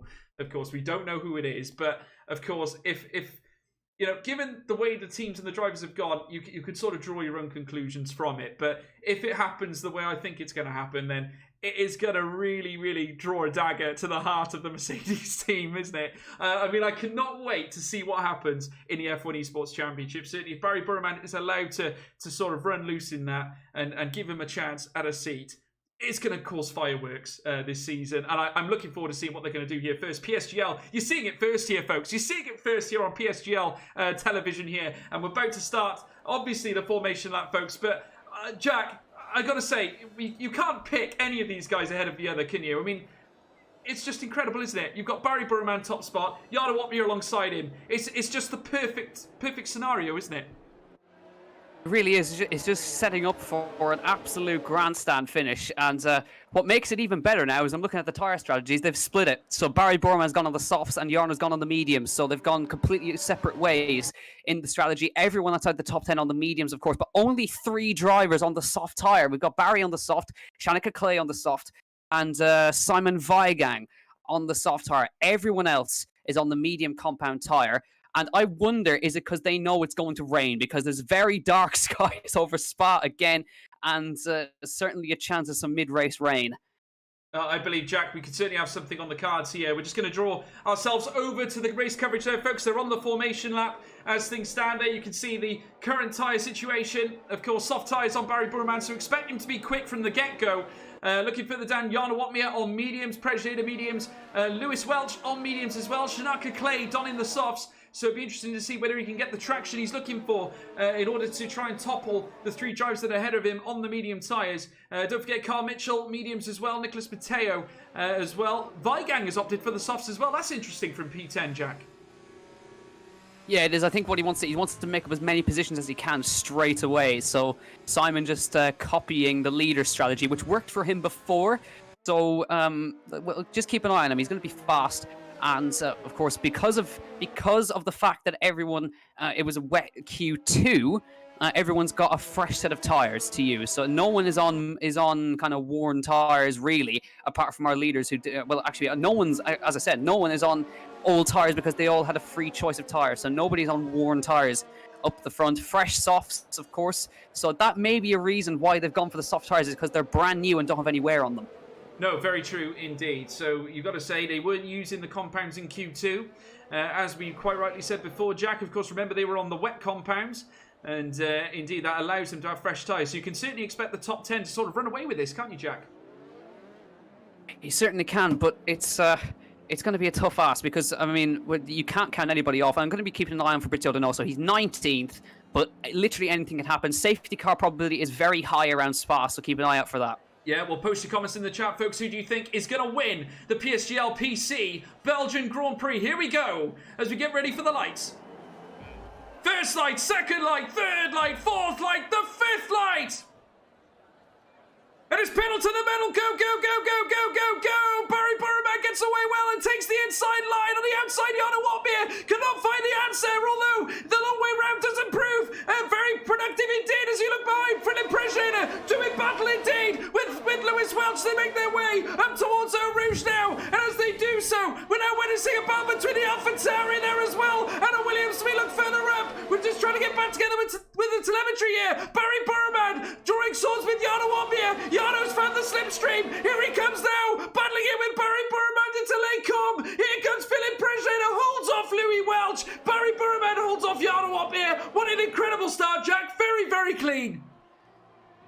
Whoa, Jarno was really trying there. I was on board with Louis Welch that whole way through, side by side with Philip Prejeter all the way up Eau Rouge and Radion. They made contact, but they managed to sort it out. Brilliant, brilliant job from all the guys. But Jarno was trying desperately to get in front as he came through. Looks like we've had problems further down. We have Dylan Warren is off at no name, and we have some more as well who had some problems. And the virtual safety car is out as a result of you lose Ruben Vallejo from this race. So the virtual safety car is out in this one. but Jarno was desperately trying to get in front of Barry. He knows that Barry is now just going to push as hard as he can on these softs and break away, but a little flash to future F1 esports battles, I think, right there with Jarno trying to fling it around the outside on the Iranian. Yeah, absolutely. Not the ideal start at all for Racing Point. Dylan Warren down to P18. Ruben Vallejo out of the race. Not ideal at all. And Barry Burman, though, still holds all the keys. He has all the answers at this moment. He is clear. Barry Burman clear at this moment in P1. Jarno Watmere in P2. And that is the story so far. Looking further down, of course, Shanaka Clay wasn't able to get a move on going into La Source. He still remains down in the P6 spots and has actually opted to go into the pits, Jack. Yeah, perfect time under virtual safety car, because you're going to lose minimal time in this one. So Shanaka Clay into the pit lane, and drive-through penalty for Boerman speeding under the virtual safety car. He's thrown it away, maybe. Yeah, Barry Burman has got a drive-through penalty, folks. That is so crucial. He is sped under the VSC, and that is going to cost him big time now. Barry Burman in jeopardy of throwing this race away from the get-go. Jarno Watmere rubbing his mitts together, but he's got Prejnader in the midst as they make their way up towards through Kemmel, heading up through Lake Com, and indeed, as we now witness them just fly their way through this next section, it's still on top at this moment, Barry Burman, but for how much longer? That drive-through penalty is a devastating blow, Jack.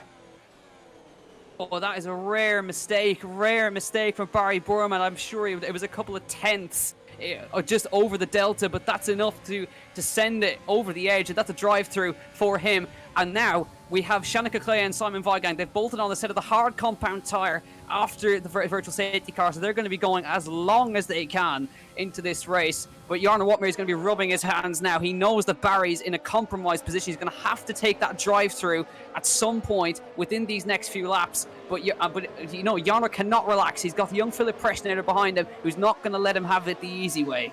No, the Slovakian driver is tenacious, Jack. He knows what to do to get the job done. That is why Ferrari had him last season as they make their way around the next left-hander into Blanchimont now. You can now see Jarno Watmere in P2. He knows that Barry Burman is in trouble now as they make their way down towards the bus stop chicane. Barry needs to get a little bit of time in between him and Watmere, but he opts to pit now, Jack. He opts to take the pit lane now. Yeah, he has to. It has to be served within 3 laps. So Barry's taking it as soon as he can to minimize the time loss. But that is going to feel like an absolute age. Barry's going to drop to the tail of the field nearly.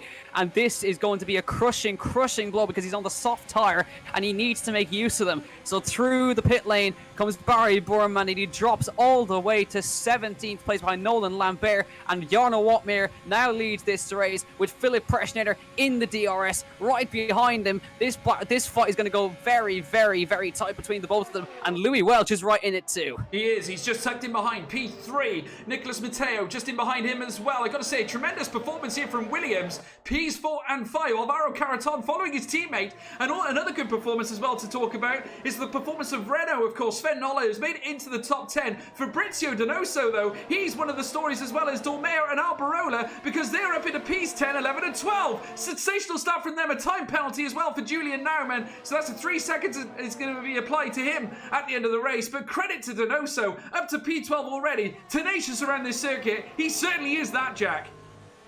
He started on the last row of the grid, so Fabrizio did an excellent job to get himself back up into the fight right here on those medium tires. So everyone is on the same strategy here in the top 16, and Barry Burman is now in a very, very compromised state. He's on the soft cut tire at the back of the field now, basically. Shanaka Clay and Simon Weigang, they were kind of working together on that hard compound tire to try and push on. What Barry needs is another safety car to drag himself back in, because he's completely out of it unless something happens. Well, anything's possible here at Spa, Jackson. We've seen it before. Just having a look now, Caraton is quickest at the moment. Fastest lap of the race, currently done by the Williams. We're now in lap 4, of course. DRS now active, of course, on the last lap. So we have now got the advantage, certainly now, is on Prejnader. He can certainly try and take the fight now to Jarno Watmere. The Flying Dutchman knows that Prejnader is relentless. We're going to be seeing some overtakes now through Kemmel, folks. This is where the DRS will become active. The use of ERS will be palpable, as we're now seeing Julian Naumann out of the race, Jack. Yeah, he's retired in pit lane, so that's a shame for Julian, and he's going to DNF once again. Philip Prejnader, he's getting closer to the back of Jarno Watmere, and we see a swap now. That's Donoso up to 11th spot right now on the verge of the points. So great stuff from the Chilean. He's up just behind Andreas Dormeyer, who's in P10. And now Borman's getting held up now by Nolan Lambert, who's on a different strategy. Borman's quicker on those softs, but he can't get past. And this is going to be even more frustrating for him as he tries to recover damage limitation here in this race. He's going to have to pray to the rain gods and the safety car gods to get him back into this race. Yeah, he's got a lot of work to do here, Jack. And of course, being on the soft tyre does not help because he's going to have to pit sooner rather than later. So he really needs to get a move on here. It doesn't help to be cut behind Lambert, that's for sure. But indeed, you can now see further up the grid now in the top 10. Dormeyer, the battle is starting to freeze up slightly. Donoso is now in behind that of Dormeyer. 0.4 of a second seems to be the consistent delta gap in between the likes of Tom Martinez, Sven Noller, Idawu, Dormeyer, Donoso, and Alberola. Dylan Warren in the mix as well. He's made a dynamic recovery. He's up in a P13. Remember, he was P18 not long ago. His pace is sensational. Look at the youngster, Jack. Yeah, and he's about to get past Jorge Alberola on the inside of the bus stop chicane. Gets it stopped, but Alberola will have the inside for the next part of the bus stop. But Dylan's recovering very nicely after the spin in no-name corner, and he's on a big charge. There's Donoso, fastest lap of the race now. Here comes Dylan Warren again, inside for last source, and he gets it stopped. Watch for the Spaniard getting the cut back behind him now, but he can't get the job done. Dylan Warren is into 12th. Next up on his list is Fabrizio Donoso, who's the fastest man on the track at the moment, as we begin lap number 5 of 22. But at the moment, the three leaders are just keeping each other honest, and Philip Preschner not using any of his overtake, just saving ERS, as is Otmir. He's not trying to push on just yet. He needs to look after the tyres. Yeah, well, Dylan Warren's got another episode on his hands here, potentially. Alberola not ready to forfeit that P12 just yet. Don't forget, though, Dylan Warren actually started in that position at the start of this race, lost a lot of ground earlier on. Another battle we've got in potential involves another McLaren, that being Josh Idawu. He is currently chasing Sven Noller right now. 0.3 of a second, the delta gap, as they make their way down towards Pouhon. The Welshman, ever relentless, now on his new McLaren Shadow rig, now making his way through the next left-hander, doing his utmost to try and lay waste to that of the Renault of Sven Noller as they route into the next S section. That, of course, being Le Farnier very soon, turn 14. And it's so important to get this sector right, Jack, because, of course, it can make such a huge difference to your end result. Yeah, it certainly can. And I was just keeping an eye as well, because we know Philip Preschneider is second in the championship. And he is, of course, behind Barry Borman in the championship. So this could be a huge day for Philip Preschneider to close up the title fight against Barry Borman. If Barry is unable to get back into the points, I'm sure he's going to be able to get back into the points at some point. But Preschneider now has got a golden opportunity to close down our championship leader, and he is in prime position to try and topple Jarno Otmir as well. But this is a big train that we've got going on right now. Kyle Mitchell is kind of at the end of it here. And Barry Borman, there he is. He's setting the fastest lap of the race, but he's in 15th on the soft compound tyre. But is there going to be a move for the lead anytime soon? I'm not sure there's going to be. I think Preschneider he's a wise character. He's not going to go for any moves that he's certain won't pay off. He's not using any overtake, just keeping himself in the slipstream, in the DRS. He's closing, but he's not going to go for an overtake there. I think he knows better to be in front of Jarno Otmir. He knows that man will just is a wily character. He's the F1 Esports champion for a reason. He will find his way back through at some point afterwards. No, he certainly will. And just looking at Philip Preschneider now, he's just making his way around the Rivage corner now, just closing on Jarno Otmir. Jack, you have to wonder, because obviously the top guys currently at this moment in time, currently all on medium tyres. So Philip Preschneider probably doing the wise thing, just clocking every move the Dutchman makes. I mean, all it takes is one mistake from Jarno Otmir, and that can really twist things at the top end, because these guys are so closely matched together right now. The DRS train is currently in full swing, so as long as they're on the same strategy, he's still in the mix, isn't he? Yeah, exactly. So it's going to be who's going to be the first to blink in this train. He's going to be now just trying to and Otmir, I think, has just got it in gear. Look, he's using his overtake. He's trying to pull out the DRS now, but Preschneider is saying, "You're not getting away from me, sunshine. I'm trying to keep in the DRS of you," as he comes through Blanchimont. There's a tit-for-tat battle going on right now. Otmir is trying to break DRS. He's trying to make Preschneider use his ERS and use it up very fast. So as soon as he does that, then Preschneider is going to be in big trouble from Lucas UK behind it. There you go, Otmir with the fastest lap of the race. He's beginning to kick into gear now.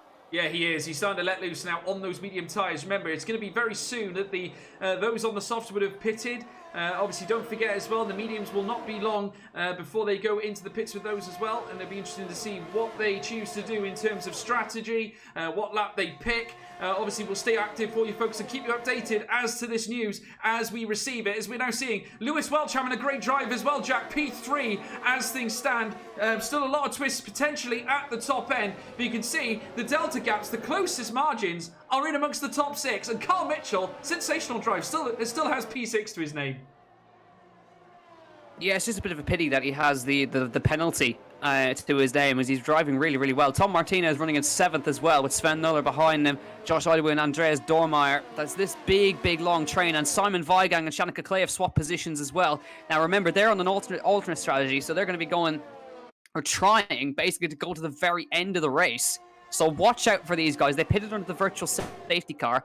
This could come back to them. This race could come back to them. They're on their own, down in 17th and 18th place. So just watch out for Simon and Shanika, because they pitted into the pits for a reason. They knew that was planned to try, if there was going to be a safety car, that they would do that. So keep an eye out for them, because they're going to be right up at the top end when everyone pits, but the tires will be shot.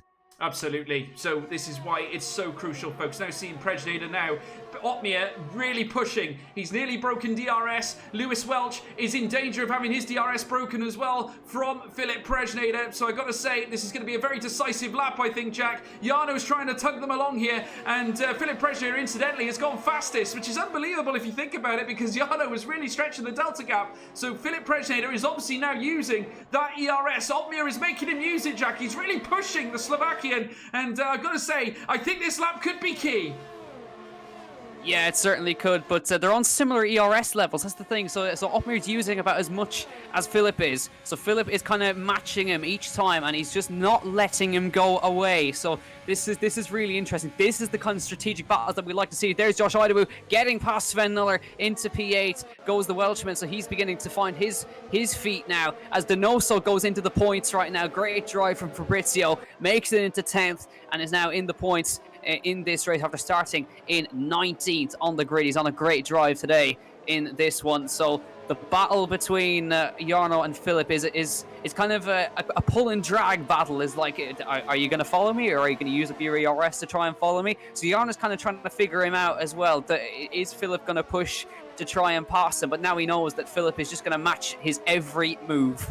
Absolutely, and the delta gap now remaining around 0.7 of a second at this moment in time, now down to 0.5. Obviously, these delta times actually update on the spot, guys. So obviously, as we make our way through this race, you'll see them actively updating as we go. Obviously, we're waiting for an update from the team at WCP Series to obviously enable us to slow down the delta gaps, and I'm sure we will get an update on that very, very soon indeed, as Philip Prejnader currently lying in P2, still chasing Jarno Otmir. Lewis Welch still holding on to that P3 spot and still remaining within DRS range, so he is able to pull in the rest of the cars here. I think Otmir is obviously keen to sort of shake off the tail, so to speak, and just get cracking and be able to go and run his own race as such. But still in lap 9 of 22, Prejnader running firm, holding firm in P2 right now. Lewis Welch in P3, Nicholas Mateo and Alvaro Caraton, the two Williamses in tandem, having a superb race so far. The only other two drivers currently representing a constructor in Here the comes top 10, Prejnader. close to the top, and Prejnader indeed, Jack. Prejnader indeed, as he moves up now, heading into Lake on the Slovakia driver Philip Prejnader takes the hustle into P1 and bustles his way through, makes his way through the next right-hander, down through Mel Medi, and he's up into P1. A great move indeed. Yeah, Jarno didn't fight it either. He didn't want to use up his ERS to try and get back past him again. But we have a new leader, Philip Prejnader of Slovakia. And at that point as well, Barry Borman has pitted for mediums. So he's down in 18th spot right now. An interesting thing to note as well was Simon Weigang is matching Jarno's times on the hard tyres in 16th. So he's got some pace on those hard tyres. It will come back to him, so keep an eye out for him in 16th place. Shanika Clays picked up a penalty on that lap as well. But Philip Prejnader looking after the tyres and managing the ERS relatively well. Jarno's got more to use than him, but I sense pit stops coming very soon for these guys. Yeah, you get the feeling that is why probably Jarno wasn't too fussed about Philip Prejnader overtaking him at that point. We'll obviously wait and see how that strategy will come to fruition. whether or not that Jarno tries to do the reverse strategy like he always does so. And he's very, very good at it as well as he now comes through the bus stop. And hopefully he'll apply it to the best of his ability. We've seen him do it so many times before. But Philip Presnader in P1 still as they make their way down towards the source. In behind, you can see the train of cars. This has not stopped since lap 1, folks. And fastest lap for Josh Idawu. What an incredible driver he is. And a credit to him as well. P7. And he's trying to close on the back of Carl Mitchell right now. Yeah, he's on a good charge, isn't he, Josh Idawu? He's 1.4, so he's at the head of the DRS train behind, so he needs to try and get himself up to the back. But here comes Louis Welch about to make a move on Jarno Opmeer. Here he goes towards the chicane. No, he's not going to go for it, as he got very, very close and thought about it, but then realized I probably shouldn't go for that as he follows now. But a 3-car train, but Louis Welch up in 3rd place and putting pressure on the F1 Esports champion. Yeah, and he's got ERS as well, Jack. He's got a bit of ERS here, so he's got the pace. Mr. Paddock, that being Louis Welch, making his way around the next left-hander now, being no name corner, and he's chasing the Flying Dutchman as they make their way down towards Puon. And still leading the way is Philip Presnader. In behind, Jarno Opmeer in P2, approximately 0.8 of a second back. The Slovakian driver Presnader, we said before that Spa might take his fancy, and at this moment in time, he's looking pretty good on it right now. In behind, Louis Welch, trying to clock every move that Jarno makes. Will he get a chance leading down to bus stop? That is the question, Jack. Yeah, just while we were talking there, for Donoso into 9th, he passes his Renault teammate, so Donoso's coming even closer each time, but he's got no ERS left in the tank at all.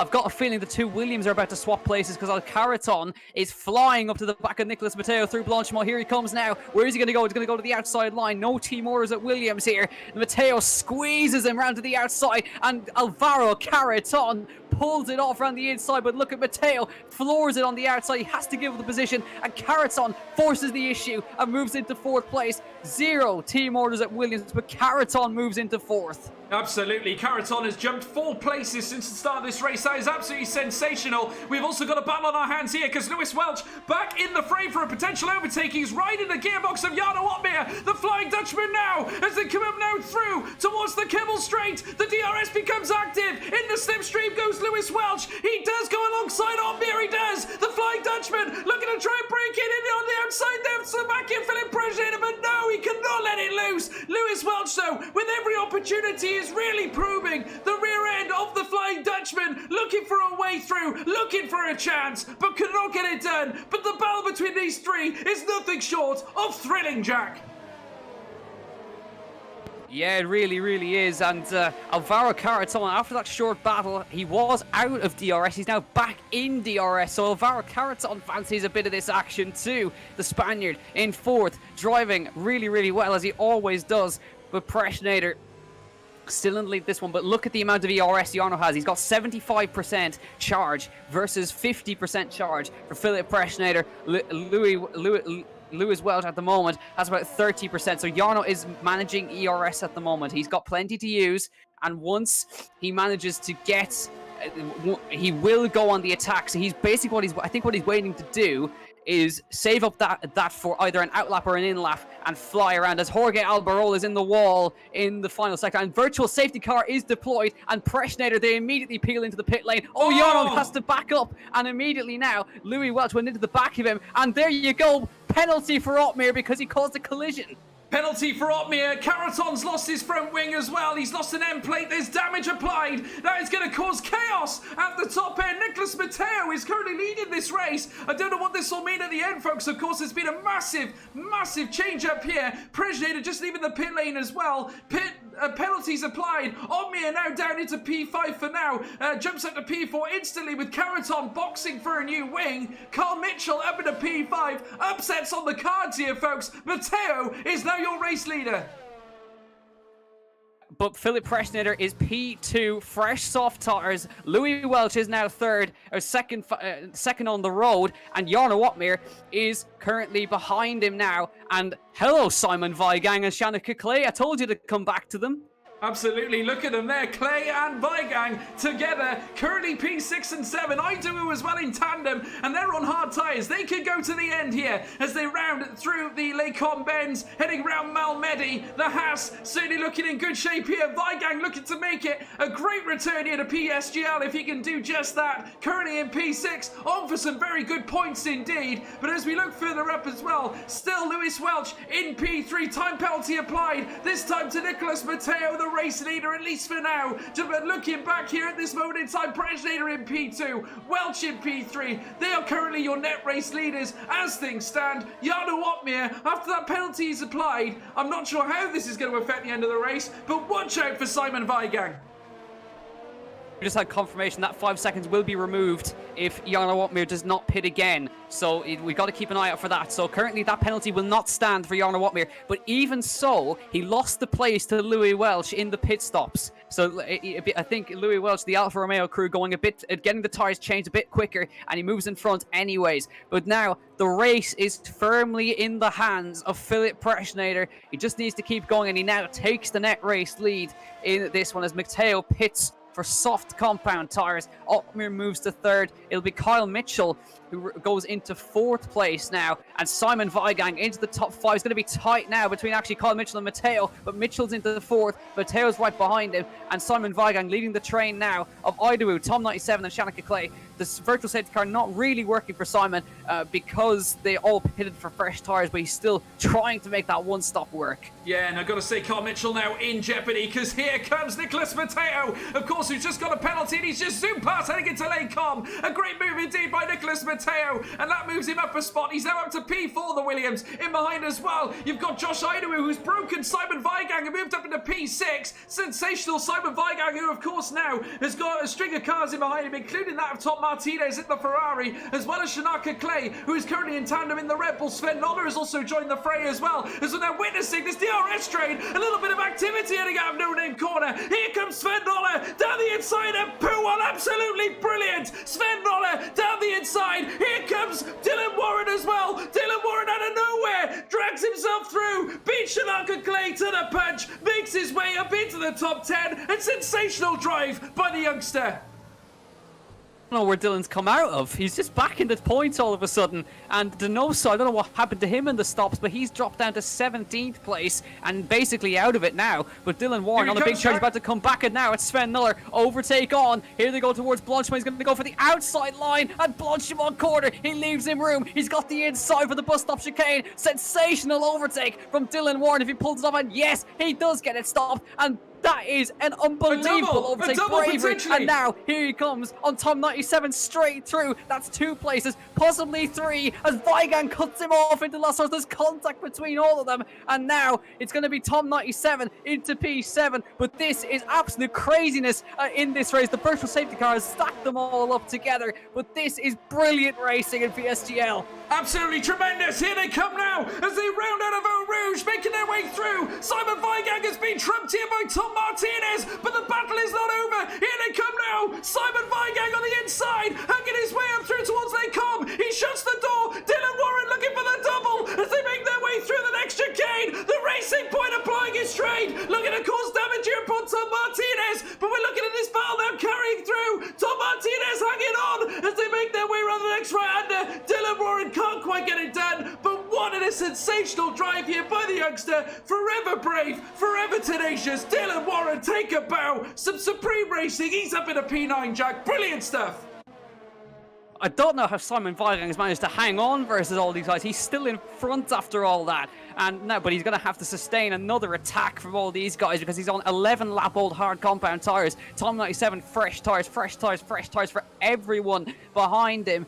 And this is just proving to be a big task for Weigang. It would have worked had the virtual safety car not come out for him. But this is brilliant, just sublime racing between all of these guys. But Tom 97, he's arriving now at a rate of knots towards Simon Weigang. But Dylan Warren, he's right there behind him, and he's ready to pick up the pieces. Sven Noller's there too, as is Andreas Dormeyer, and Alvaro Caraton, who's dropped some places now after that. But this is not over yet, as Jarno Watmir, he's within DRS of Louis Welch up front. He is, absolutely. Just to say, Carl Mitchell and Simon Weigang, the only ones on the hards at the moment. Everyone has done a stop, and down the inside, Tom 97 goes on Simon Weigang, and it's opened the door for Dylan Warren as they head up towards Eau Rouge now. The battle resumes. We've been here before. Fabrizio Donoso currently owns the fastest lap. Simon Weigang now in jeopardy, because here comes Dylan Warren. Tom Martinez has entered the fold as well. He's in P7, but in jeopardy. Here comes Weigang. He tipples in for P7. Here comes Dylan Warren on the inside, heading up into what will be Les Combes. They go wheel to wheel. A sensational battle.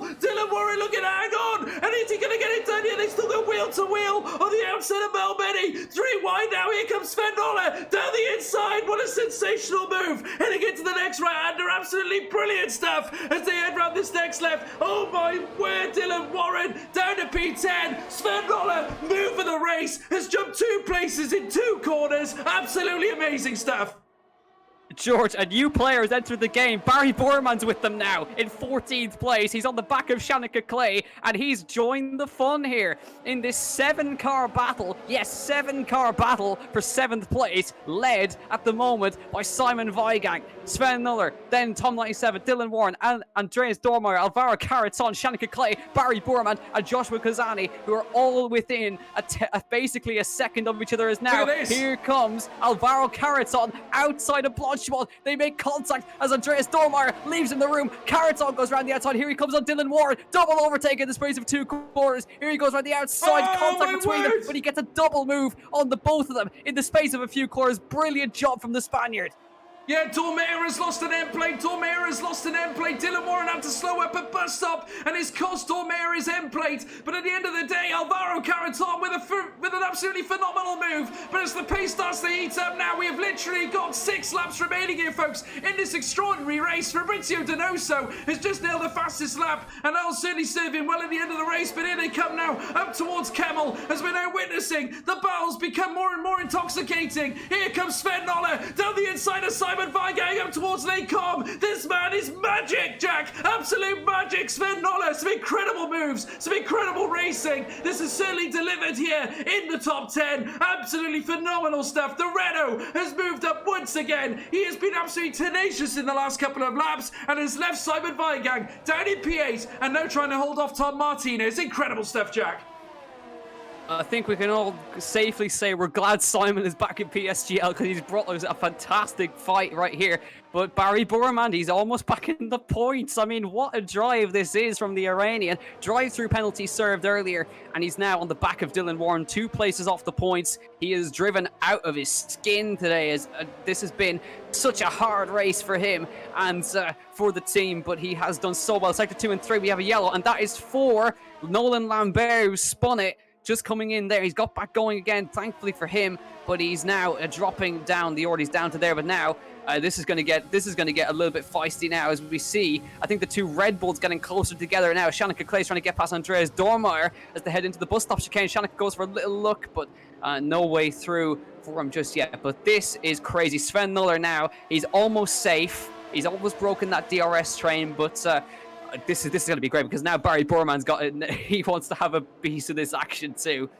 Oh, I gotta say, Jack, the crowd is in absolute shock, as are we, as we now witness Dylan Warren heading up towards the Eau Rouge section now. You can just see these cars just littered throughout this circuit here at Spa. It's been absolutely tremendous here to watch all this take place as they round up through towards Kemmel. We're now watching this string of drivers now make their way through. Of course, we're trying to get a view as to what's going to happen here at the top end, as we're now seeing lots of them try and snap the slipstream. But no, Sven Nöller still hangs on to P7. We're now looking at the onboards as they now make their way down through the next right-hander. There's Sven Nöller in behind Simon Weigang, Tom Martinez in the distance. Also further back is Alvaro Caraton. Dylan Warren at the mercy of Barry Borman as well, who has managed to fight his way back from that earlier issue that he faced at the start of this Grand Prix. It's been absolutely tremendous. This is what we've come to see, and Spa has delivered, Jack, without question.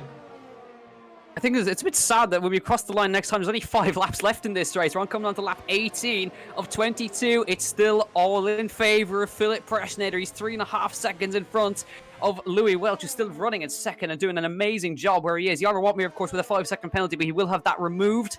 So he is currently actually net P2 after the penalty. So he's happy enough where he is. Nicholas Mateo then, and Josh Ida with P5 at the moment. But currently Simon Weigang is basically fighting for his life there in P8. Here comes Alvaro Caraton, the Spaniard, now looking to do a move here on Tom Martinez, going down towards bus stop. Here they come now. The Williams has been brilliant, absolutely brilliant. And the Spaniard down the outside, and yet the bus stop takes the inside line on the outset, bullies the Ferrari there. Here comes Dylan Warren coming to join the fray as well. He's the master of the double overtake. Here comes Dylan Warren, takes the outside and into La Source. Can he get it done? He's going the long way round. Here comes Tom Martinez fighting back, wheel to wheel, up towards Eau Rouge. Advantage Warren, advantage Warren. He's up in a P10. He's in the points, Jack.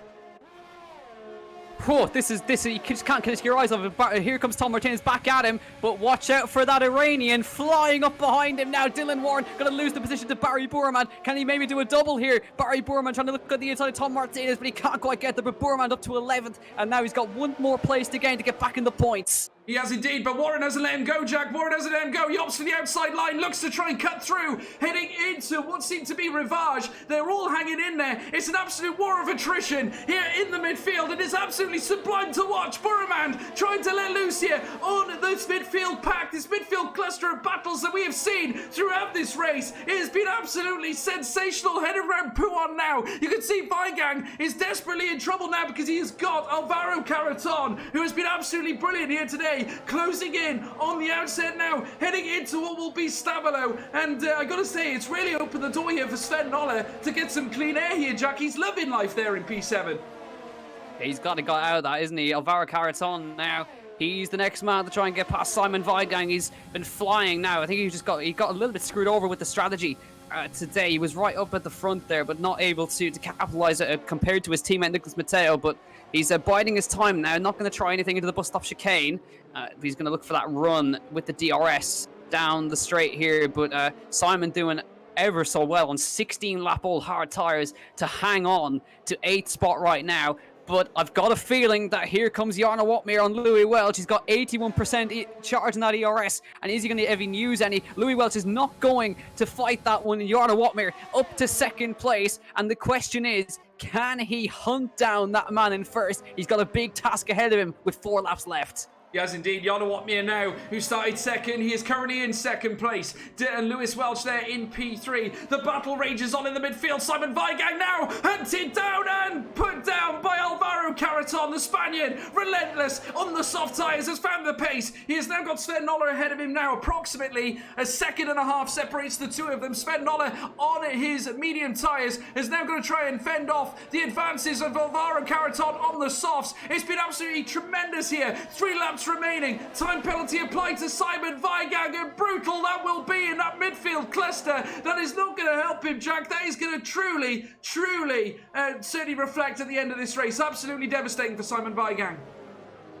Yeah, certainly is. And those skies kind of clouding over a little bit more. Is there even going to be a late twist in this one with even more rain possibly on the horizon? We don't know yet, but Jarno Watmere now, he will have that penalty removed, and now it is basically a straight fight between himself and Philip Pressner. But there's only 3 laps left. He's basically got to catch a second a lap now to try and get up to the back of that young man, that Slovakian, and this will be the end of Barry Boorman's reign unless something drastic happens. He's basically trying to fight himself back into the points here, but he's going to lose a lot of points to that man who's currently out in the lead of this race. He is indeed. I'm just looking down here now. Simon Weigang under pressure from Tom Martinez as they round La Source. In behind, you got Barry Burman as well, who's come to join the fray. We could have a real mix-up heading up into the Kemmel, that's for sure. You can just see Simon Weigang there opting for the near side wall, trying to break the slipstream again, as you can now see these cars rising up through the Eau Rouge section. Tom Martinez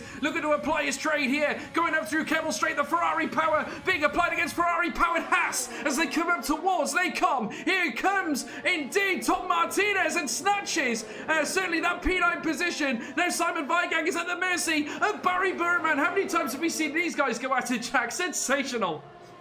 Yeah, the fact that they're racing this cleanly for this long is a testament to just how good they are. This is phenomenal from these guys, and already this is completely race of the season in my book. Oh, it's mine after too. Everything that's gone on, but only now across the line next time. 2 laps to go, and can we get a first-time winner in Philipp Preschnader?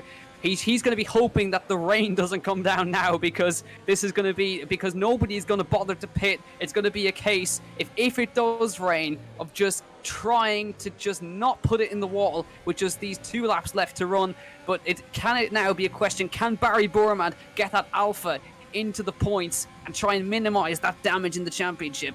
Well, absolutely. It's a good chance for Preschnader now. We're on the penultimate lap, folks, before the final lap. And indeed, you can now see Simon Weigang in P10 at this moment in time. Barry Burman trying to let loose here. Of course, the championship lead is currently in the midst of a potential change. Preschnader currently in P1. As things stand, and all the points will go to him today. It'll be his first win this season in PSGL. And of course, it will break the run that Barry Burman has been on. 3 from 3. It will not be 4 from 3 now, because Preschnader has every chance of bringing it home for the Ferrari team, as we're now seeing Simon Weigang ahead now, looking to lay waste to indeed Tom Martinez, who currently owns that P9 at this moment. Simon Weigang, you can now see trying to track the Ferrari as they make their way up through Kemmel. You can see in the distance as well, joining the fray is Dylan Warren. Simon Weigang finding a little bit of extra pace as they come up towards Les Combes. Cannot apply anything just yet, but just look at that, Jack. Alvaro Caraton has really closed the gap on Sven Noller as well, so there's a potential battle on the final lap between those two as well.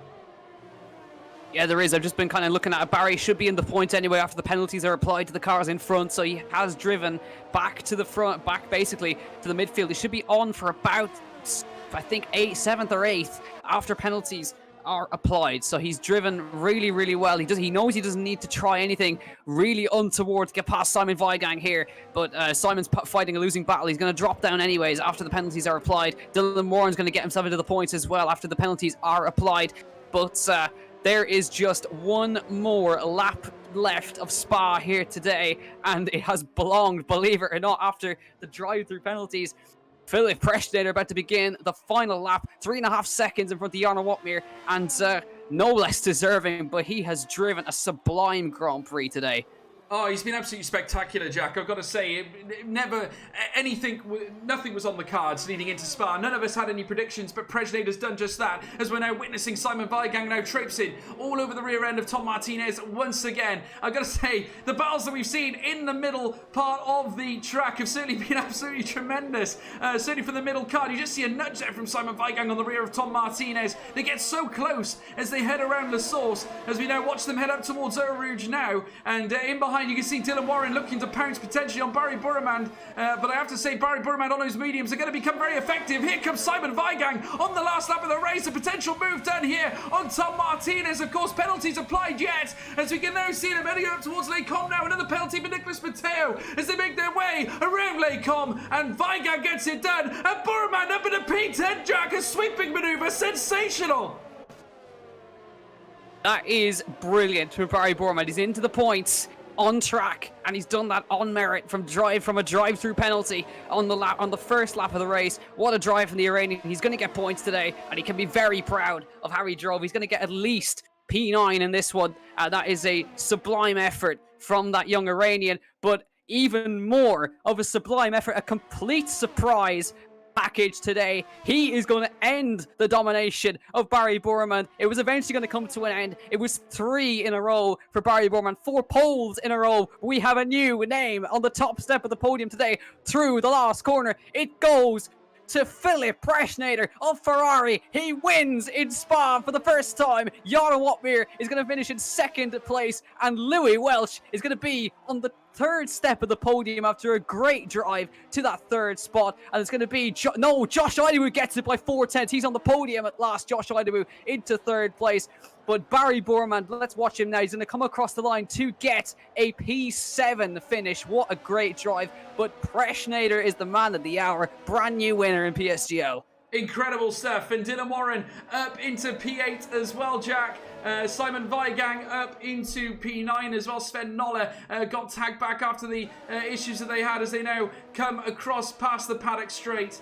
And I have to say, absolutely tremendous stuff. I cannot believe what we've just seen. An incredible race, but what a win for Philipp Preschnader. That is so vital towards the championship, that's for sure. Barry Burman unable to take top flight points, but he came back and fought his way back to a P7 position. Absolutely sensational. But as they take the podium once again. Jarno Watmere, of course, in P2, but Philip Presneder will lift the trophy here at Belgium. Sensational stuff. And a spray of the champagne, as you can now see.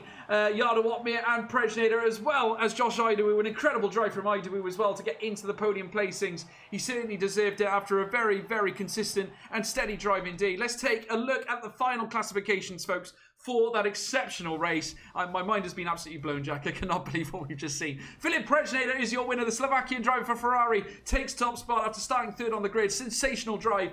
Jarno Watmere P2 for the Mercedes team. Josh Idawu P3 for McLaren. You've got Lucas UK P4. A great day, certainly for Alpha, to see them back in the top 10 once again. Nicholas Matteo P5 for Williams. Great drive. Carl Mitchell, the surprise package. P6 there for the Alpha Tauri. Barry Borman for Alpha makes it yet again more points for Alpha here today. Dylan Warren manages to scrape back a P8. Simon Weigang P9, a great drive as well. Sven Noller P10. Alvaro Caraton fought back to P11 after some earlier adversity. Tom Martinez up into P12. Fabrizio Donoso, what a drive from P19 up to P13. You've got Alberola as well down in P15, just behind Andy as well. And Joshua Kazani finished 16th with Shanaka Clay, who faced some issues towards the tail end of that race, finishing P17. And unfortunately, we lost Nolan Lambert, Julian Naumann, and of course, Ruben Vallejo early on.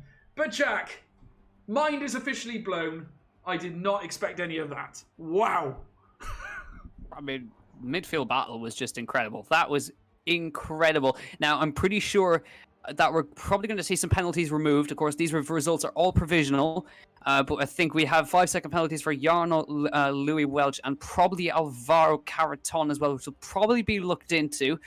So that is obviously provisional results for now, but absolutely no doubt whatsoever as to who the winner is, and that is Philip Presneder, and ending the win domination for Barry Borman. And Barry's going to be, I think, probably livid with himself for just that small little bit of speed, too much speed on the virtual safety car restart.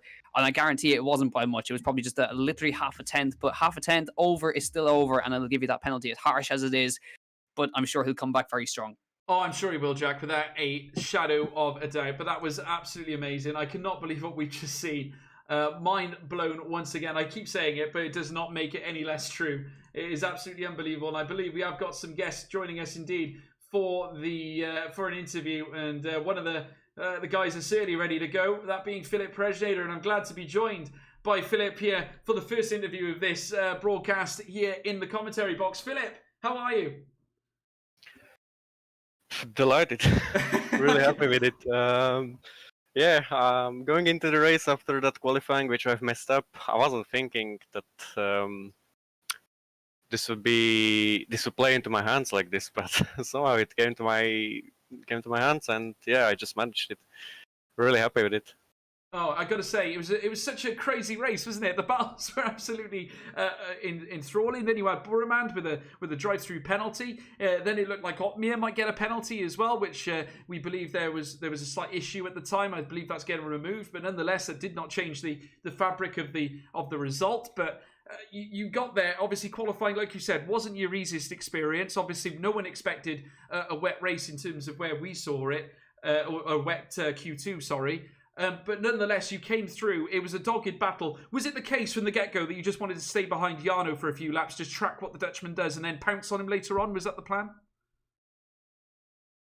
At first I was just trying to just chill behind him, manage the ERS and not trying to do the most, because there was not really any point, to be honest, with the huge DRS rates, basically. But I saw that the Jarno had made a little bit of a mistake out of turn 1 once, and I was a little bit closer than before, so I thought, let's just go for it and see what happens. And then, just hopeful. I was hoping that the Jarno would maybe sit back behind me, save his DRS, or it would just trade places on the Camel Straight. Oh, well, I got to say, it opened the doors to many moves. And I have to say, probably the best race we have ever had at PSGL. Well, certainly on the PC Championship side, that's for sure. The amount of moves going on in the midfield was absolutely thrilling. So we did take the cameras off you a little bit, Philip, but you were on your own throughout the race. Just how did it feel going in halfway the race? Did you feel relieved after you had the clean air? Because eventually you were around about 3 seconds ahead of Jarno at the time, leading in towards the final, I believe it's the final 7 laps or so in the race. Did you feel comfortable at all through that race, or was it a case that you were just focusing on staying where you were? So basically, when the VSC came out, I thought that was it. That's my race done, because, well, obviously, I was thinking I'm gonna get held. Luckily, that was not the case. I got released just ahead of Alvaro or Nicolas Matteo. I'm not sure, one of the Williamses. And I saw that the Arna got held, obviously, as you said, and Lucas was right behind me.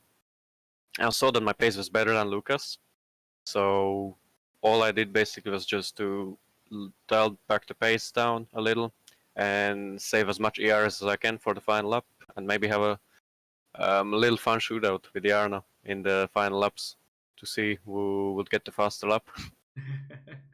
Well, you were trading blows though, weren't you? And it was great racing.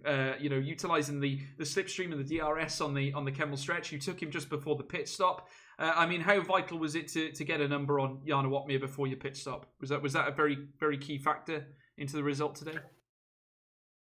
Definitely, if you have Jarno Opmeer behind you, I'm pretty sure you will be under a lot of pressure no matter what the circumstances. So the fact that I got that gap, I was pretty happy with it, and I would say I was pretty calm as well, because when you have like around 3-second gap to the car behind, and the field is that close, it's gonna be always difficult to catch up and then pass.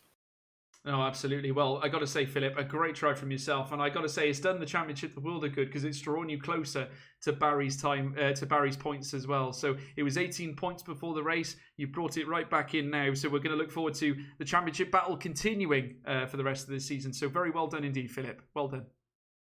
Thank you. Well done. Have a nice day. And you too. You take care. Barry has actually joined us in the chat. Barry Burman is with us. Barry, how are you?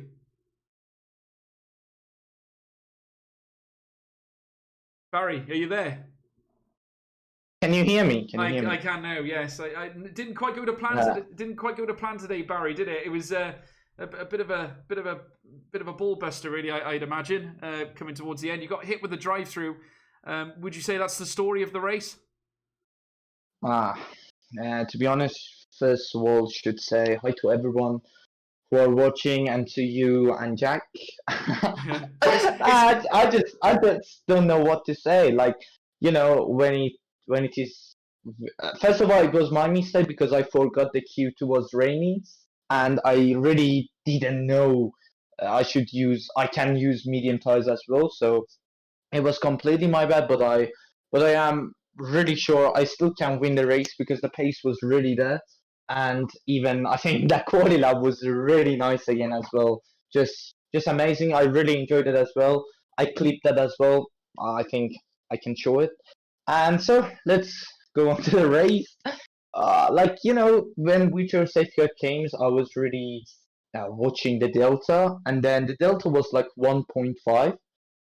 And then just went to the 2 seconds. So okay, I say to myself, okay, I can really bit push because I'm too high on a delta. So when I push, it was 2 seconds, but immediately it changed 1 second off. It was 2 seconds off. I can really push, and then immediately I push the gas. It just changed to 1 second off. I don't get this game, to be honest. Just look at even the delta time speed, when the game showing your gap between you and the car in front or car in behind, it will glitch for 3 laps, and it will show it is only 2/10 while it is maybe 1 second. Just I'm coming here to say, please fix your game, because it just really I don't know, my race just finished because of that, because the delta time wasn't really showing me the exact delta time I should really carry on. But yeah, after pitted for not pitted, went to the drive-through, and then it's not really worse penalty than drive-through, to be honest, because you cannot change your tires. You have to go to the pit, came last with like 5 second gap to the team in front of me. I was really pissed in that time, but I knew I should because this is one of my things. I'm not gonna give up any time, even if I was going to lap. So I knew I just go carry on. I knew I had a really nice pace, but yeah, just go on. And then again, the mutual safety car came, which makes the race for me even harder. To everyone just in front of me went to the pit, and the pit time really cost them not as usual time. So again, just not really thing for myself. And then just managed to get the P7 is still, I believe it's still really good. I don't know somehow I did it, but happy with that. But nothing I could say. I just really pissed at the moment, but just trying to speak really slow and as usual. Well, I think to be fair, I think if you look at your performance, and obviously given that you had the drive-through penalty, I suppose what you've got to do is look after that part of the race and sort of turn around and look at your performance coming out of that. The fact that you managed to fight your way back up into P7 was absolutely tremendous. You must be pleased with that recovery drive. Thank you so much, Joe. Just means a lot. But like I'm not gonna say that P1, but still really good points just really fall off. You cannot say this. Okay, I really had a really great race, had a great battle, just finished P7. Okay, it's really good, but really good points just fall off. But it's still, I can say, I'm feeling really comfortable for the next couple of the tracks. Like it's really, I knew was going to this race. It's gonna be some weird happen. I don't know why, but after that quality performance, I was really happy with that. And then man, just can't say anything. And really well done to Flip as well for the P1, and I'm gonna say fully deserved as well. And yeah, I'm just trying to be even better for Zandvoort as well. Yeah, well, absolutely. It's going to be a great race at Zandvoort, certainly. And I've got to say, just looking at that qualifying session, I want to just hark back to that as well. It was amazing to see yourself and Jarno bouncing off each other in qualifying. And there was Simon Weigang who joined the fray as well at one time.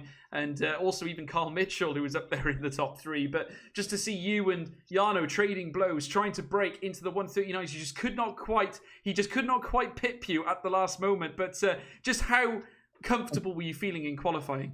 And be honest about that. To be honest, like I have a fully respect for Jarno. He's an alien world champion. Like, and it's still, yeah, he's a really good driver. So, but I knew, like, when we go into the qualifying, I knew I have a really nice pace as usual. Like, even like in Belgium, like my PB was 0.7, but I haven't done it even twice. I have done only one, and was doing consistently high 8, low 9. And even like because I'm not gonna say my PB was 0.7 because I have done it only once. This is really my mentally. So yeah, I'm gonna say my PB was 0.8 because of that, because I've done 0.7 only once. I was really happy with the 0.8, but I knew I'm so comfortable, and I'm usually these races don't have any nervous things for the quali, because I knew I had a really good pace in the quali, but it's still. Jarno, he's a really good driver. He's rapid, and just looking forward to race with him. Hopefully, this race just couldn't we have a fight or some because of that penalty, but I'm sure for the Zandvoort, I'm really looking forward to fight Jarno, and it's going to be my pleasure. Yeah, no, we can't wait to see it, Barry. But we want to say, obviously, commiserations on one side, given the penalty. But congratulations on dragging your way back into the top 10. Very, very great drive towards the end. And you deserve every bit of credit. So the title fight goes on. So we'll wish you the very best of luck. Yeah, thank you so much. And thanks to Jack as well. And have a great night. Bye-bye. Yeah, take care, Barry. Take care. Jack, I think that is all the interviews we have for tonight, but let's talk about that race, because that was a mind melter, wasn't it? Just absolute mind melter. Yeah, I mean, it's hard. It's always hard for us because we have to try and keep up with everything, and just I think both of us are just completely shattered now. I don't know about the drivers, but I am too now after that. But that was a perfect display of perfect racecraft from everybody. in the midfield there. They gave each other space. It was hard racing, but it was fair racing the whole way through. And all the midfield drivers there should be really proud of the display they put on there. And we, of course, we have a brand new winner as well. It's finally broken. The winning streak is broken, but the pole streak is not broken yet. So Barry's gone 4 in a row for poles. He's done 3 in a row in wins. But now I think I'll have to work at the points afterwards. Philip Preschnader is now closing a nice amount on Barry in the championship. So now we definitely do have a title fight. And we head to Zandvoort next week, which is going to be an interesting one. So it's Jarno's home track, and he's going to want to get one certainly, at least over Philip, but definitely he'll want to get one over on Barry, at least in qualifying maybe. Yeah, and if you all saw Tomo's podcast with Jarno Watmere, you would have seen and heard that Jarno Watmere favours the Dutch circuit of Zandvoort. So we'll definitely look forward to seeing some really bone-breaking action there indeed. And of course, Barry Burman is going to want to take the fight to Jarno Watmere, as well as Philip Preschnader has just joined the party now. Indeed, he's just nailed his first win of the season. He's broken Barry's duct. Guys, it's been an absolute pleasure. If you've enjoyed tonight, please don't forget to leave a like. Don't forget to leave a subscribe as well onto the PSGL channel. You can also check out me and Jack as well on Twitter. Myself, Twitter at CRGGO, and Jack C. Coms for him as well. But guys, it's been an absolute pleasure. It was today that Philip Preschnader broke the streak, but Barry Burman will be back next time. We'll see it all again in a week. Goodbye.